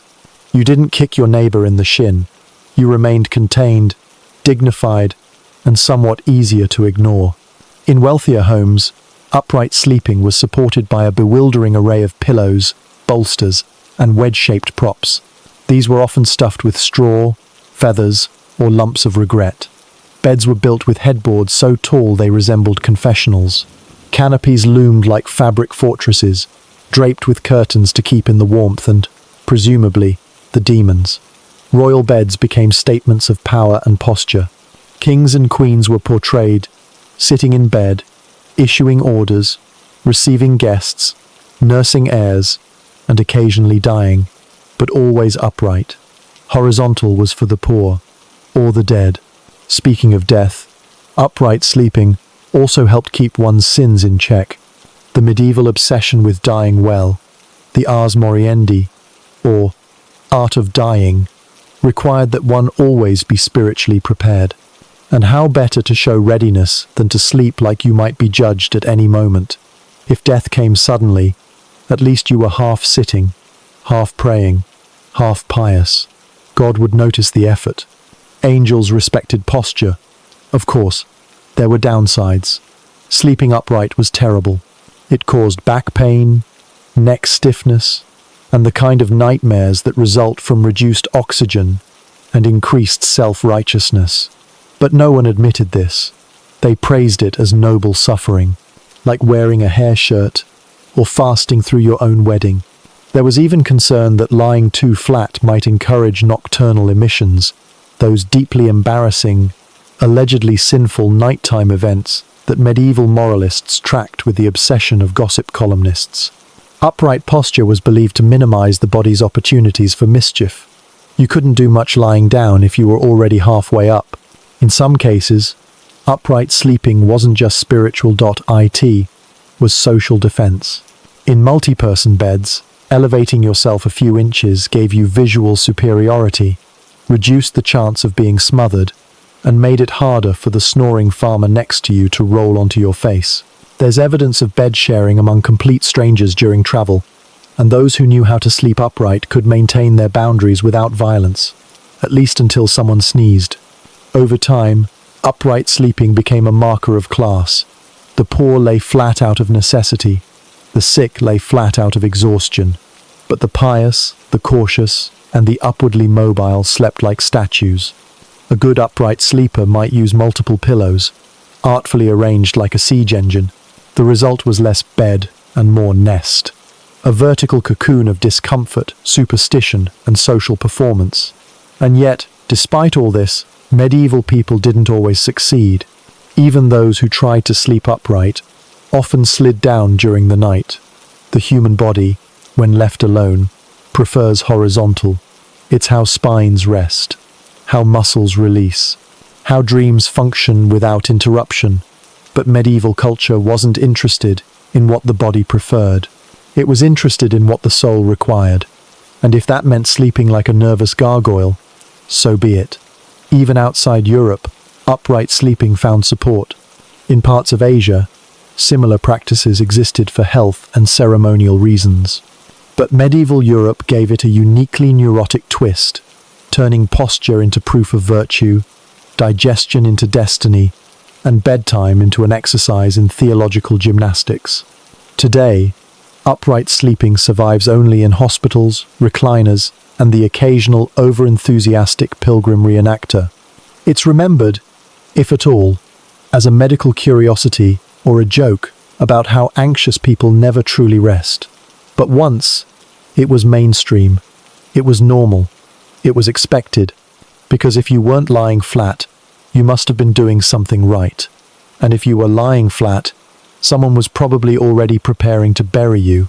So the next time you sink into your memory foam mattress and stretch out like a decadent heretic, consider the upright sleeper, the monk with the spine of a question mark, the nobleman with a pillow throne, the housewife who believed that gravity was the key to both digestion and salvation.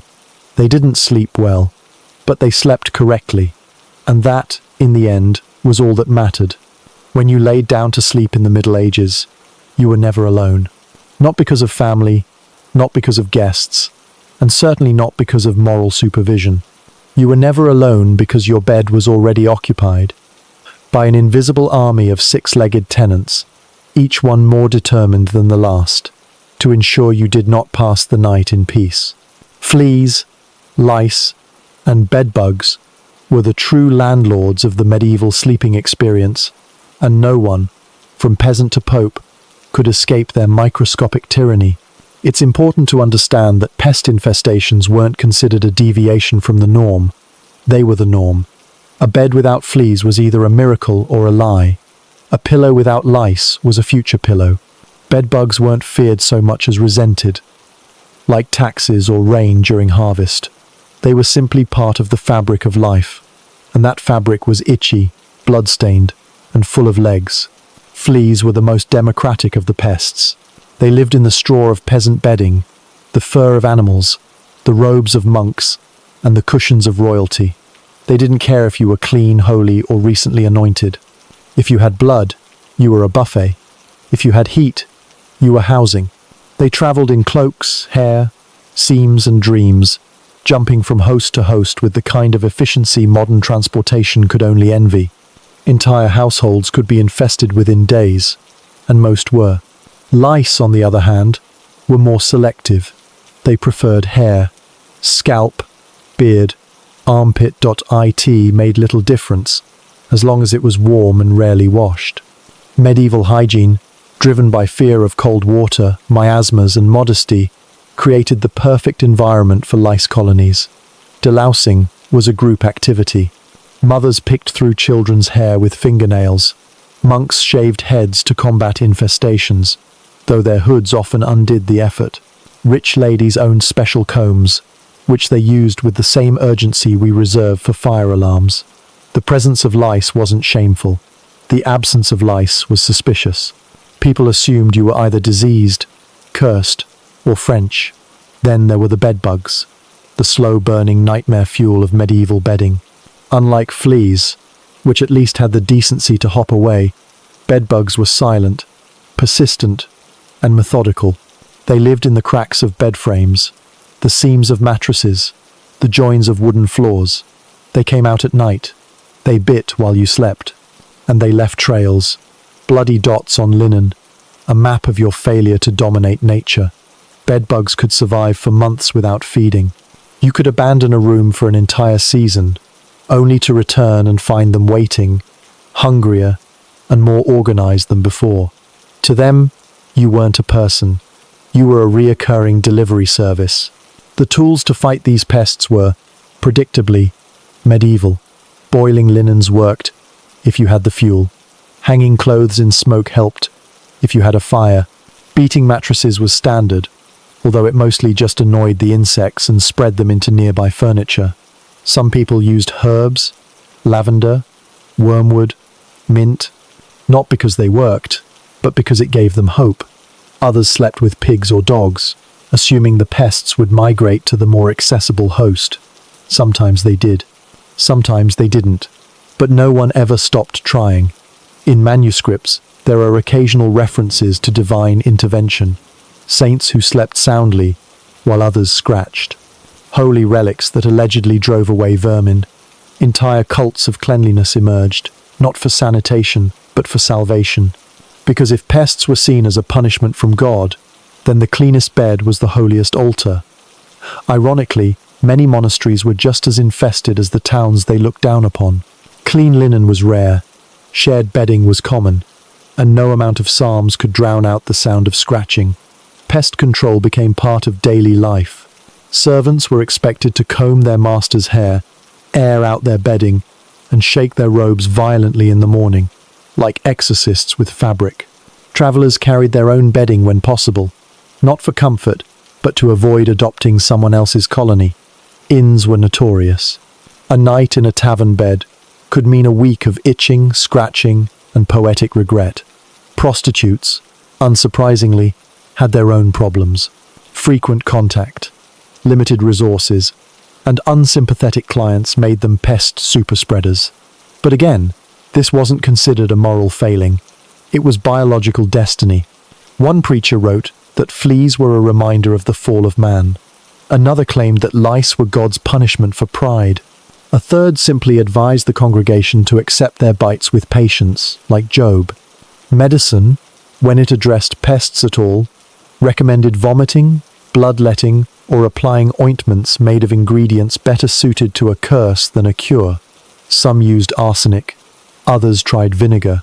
Some resorted to spiritual solutions, prayers, amulets, or hanging a dead weasel in the room to ward off insects, which mostly just added a new smell to the situation.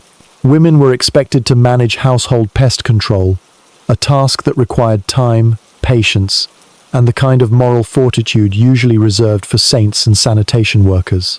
Housewifery manuals listed pest prevention, alongside bread recipes and child-rearing tips, as if sprinkling rosemary under the mattress could somehow undo the realities of living in a wooden house full of holes, sweat, and livestock. Even luxury couldn't guarantee relief. Nobles had more bedding, more furs, more feathers, more embroidery. But with those luxuries came more hiding places for insects. Velvet curtains made excellent breeding grounds. Feather pillows were paradise for bedbugs. Royal beds were often surrounded by testers and hangings, not to keep out light, but to try.de, sparetly. To keep the vermin in. Occasionally, royalty would burn their bedding entirely, not out of generosity or renewal, but because fumigation had failed and someone finally admitted defeat. In one documented case, a noblewoman insisted on sleeping on a stone floor rather than risk the elegant but infested mattress provided by her hosts. Her reputation rose. The mattress was buried. The bugs presumably survived. Children, being warm and incapable of resistance, were frequent targets. Cradleboards were infested. Swaddling cloths crawled. Bed sharing meant entire families synchronized their scratching. Lullabies competed with the sound of tiny jaws. It's not surprising that many medieval people slept lightly, not because they feared robbers, but because they knew something was nibbling their ankle, and it was definitely not divine. Sleep itself became a negotiation. How long could you stay still before the pests noticed?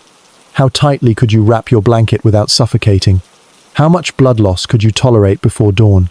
There are even accounts of people preferring to sleep sitting upright on stools, not for health, but because they believed bedbugs couldn't climb vertical surfaces. They could, but hope dies slower than humans.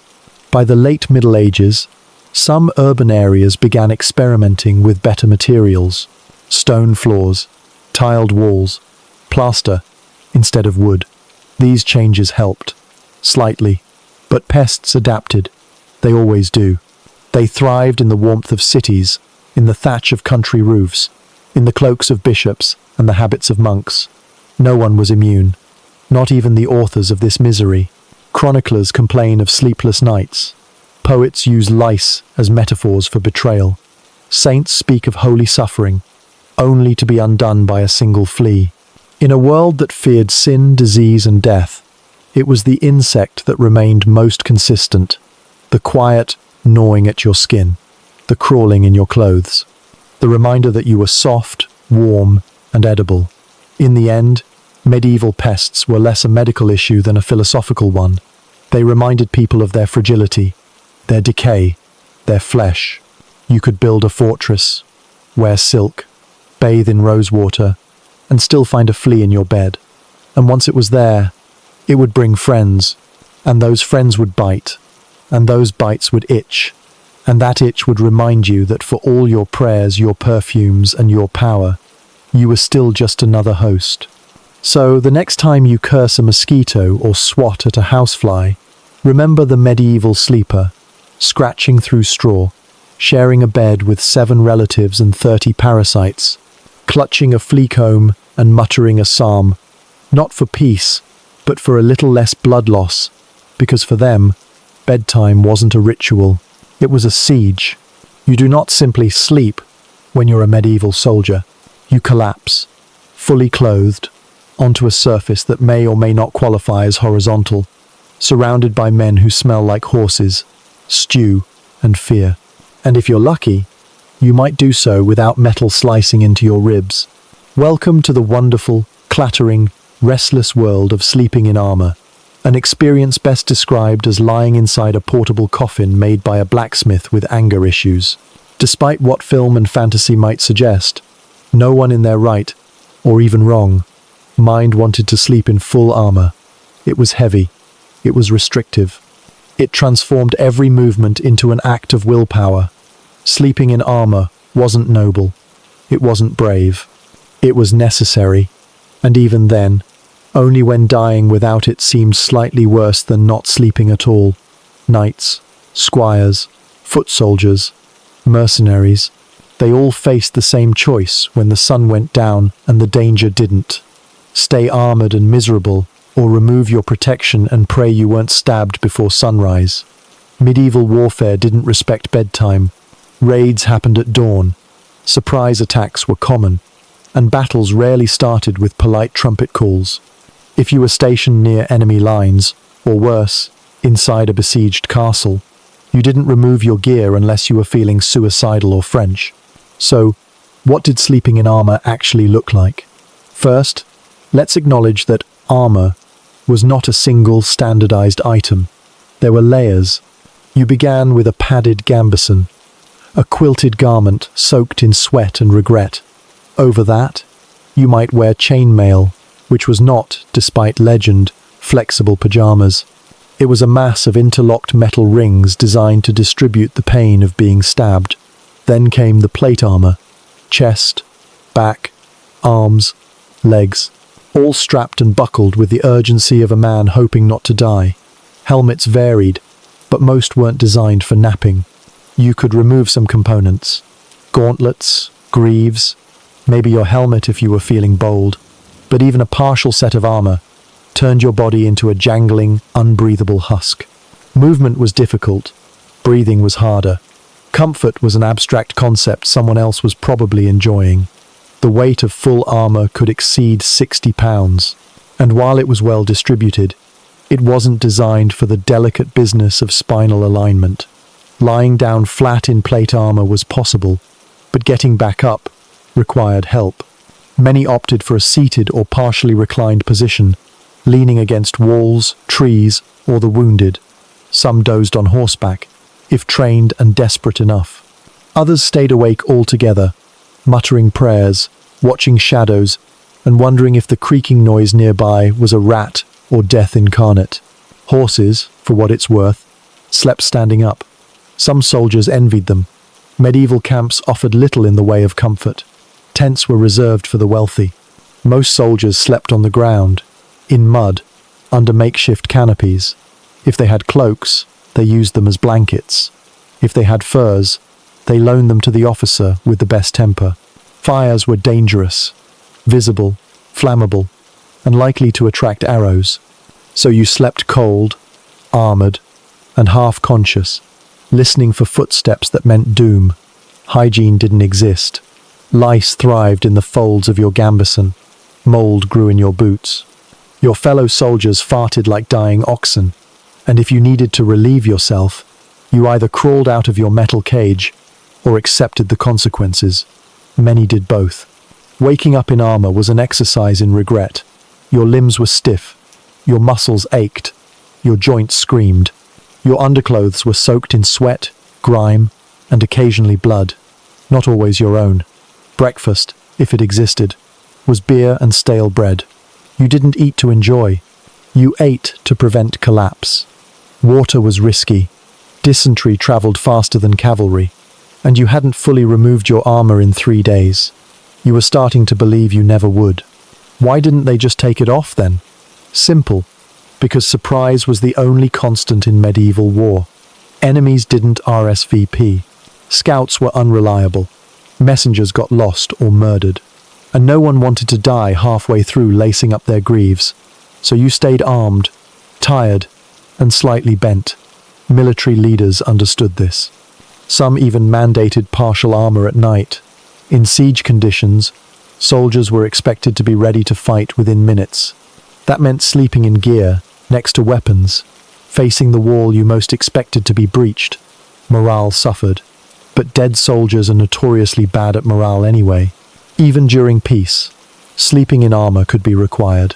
Traveling through lawless regions meant risking ambush. Guarding a caravan meant vigilance. And if you were part of an army on the move, sleep came in bursts.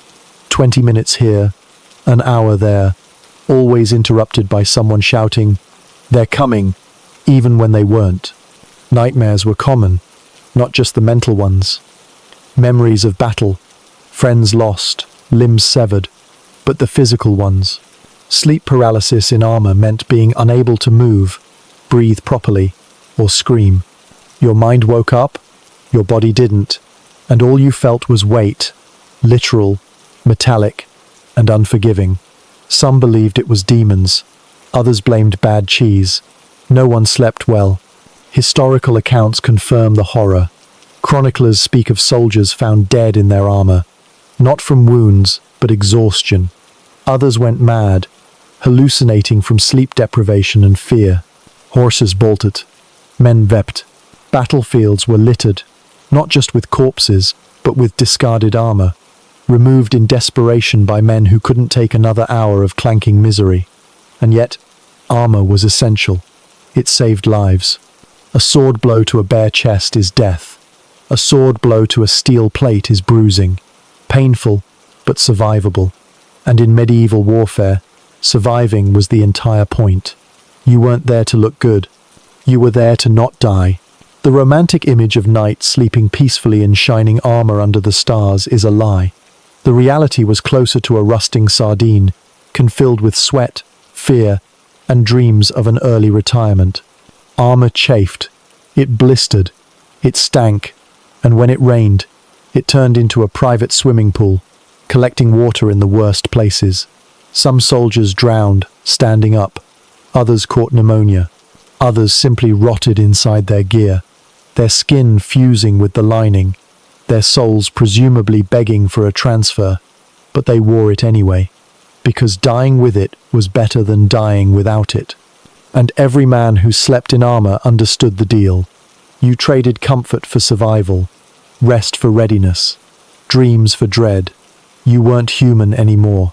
You were a weapon, badly stored, slowly degrading, waiting to be used. The next time you lie in bed, clean, warm, soft, and safe, think of the medieval soldier curled in a ditch, half buried in plate, sword in hand, listening for footsteps in the dark. He's not romantic. He's not brave. He's just tired, and he knows the sun brings blood. It would be comforting to imagine that once you finally found sleep in the Middle Ages, curled next to the fire, wrapped in animal skins, armored against fleas and philosophical regret, that nothing could disturb you. But that would be false. Deeply, insultingly false. Because sleep in the medieval world was not just fragile, it was actively under siege. If you weren't being chewed on by vermin or elbowed by relatives, you were being serenaded by the sounds of chaos. Howling winds, rattling shutters, barking dogs, creaking beams, dripping roofs, distant screaming, and the ever-present groan of a structure built by people who measured angles with sticks and hope.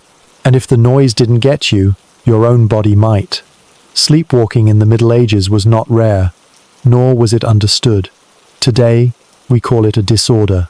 Back then, it was seen as witchcraft, divine punishment, or the result of eating the wrong kind of cheese.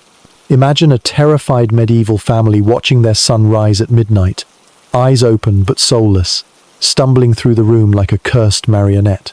He knocks over a stool. He mutters in Latin. He urinates into the fire. Then he lies back down.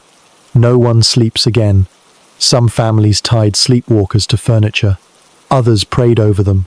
Still others suspected demonic possession and called in the local priest, whose qualifications included owning a Bible and being the only literate person within 3 villages. These nighttime wanderings were not peaceful. They were violent, disruptive, and occasionally fatal. People fell into hearths, walked into rivers, climbed onto rooftops, and challenged owls to duels. And yet, there were no remedies beyond superstition and crude restraints, because the medieval world didn't specialize in solutions. It specialized in surviving the next terrible thing. Speaking of terrible things, storms. Medieval storms were not gentle inconveniences. They were biblical, apocalyptic, theatrical. Without insulation or proper roofing, every thunderclap sounded like the wrath of a vengeful god. Rain poured through thatched ceilings. Wind howled like a tax collector with a vendetta. Lightning turned night into sudden, terrifying day. Homes flooded. Trees fell. Animals screamed. And everyone inside just prayed they hadn't angered the local saint or misaligned a relic. There were no weather forecasts. Just ominous clouds and the sinking feeling that your entire livestock investment might be airborne by dawn. Sleep during a storm wasn't just difficult. It was impossible. You huddled in corners. You recited psalms. You watched the rafters sway and wondered which part would collapse first. Entire families clung together like damp laundry, hoping that structural integrity was more than a rumor. And once the storm passed, you still couldn't sleep, because now the roof leaked, the pig was missing, and someone had definitely seen a glowing figure near the woods. Which brings us to the final element in the medieval soundtrack of sleeplessness: everything else. Medieval nights were loud, not city loud, not traffic loud, but organically, unpredictably, existentially loud. Wolves howled, dogs barked, roosters crowed at nothing, cows lowed for reasons they refused to explain. Drunken villagers stumbled home singing songs about saints and sin. Night watchmen shouted the hour and occasionally threatened shadows with halberds.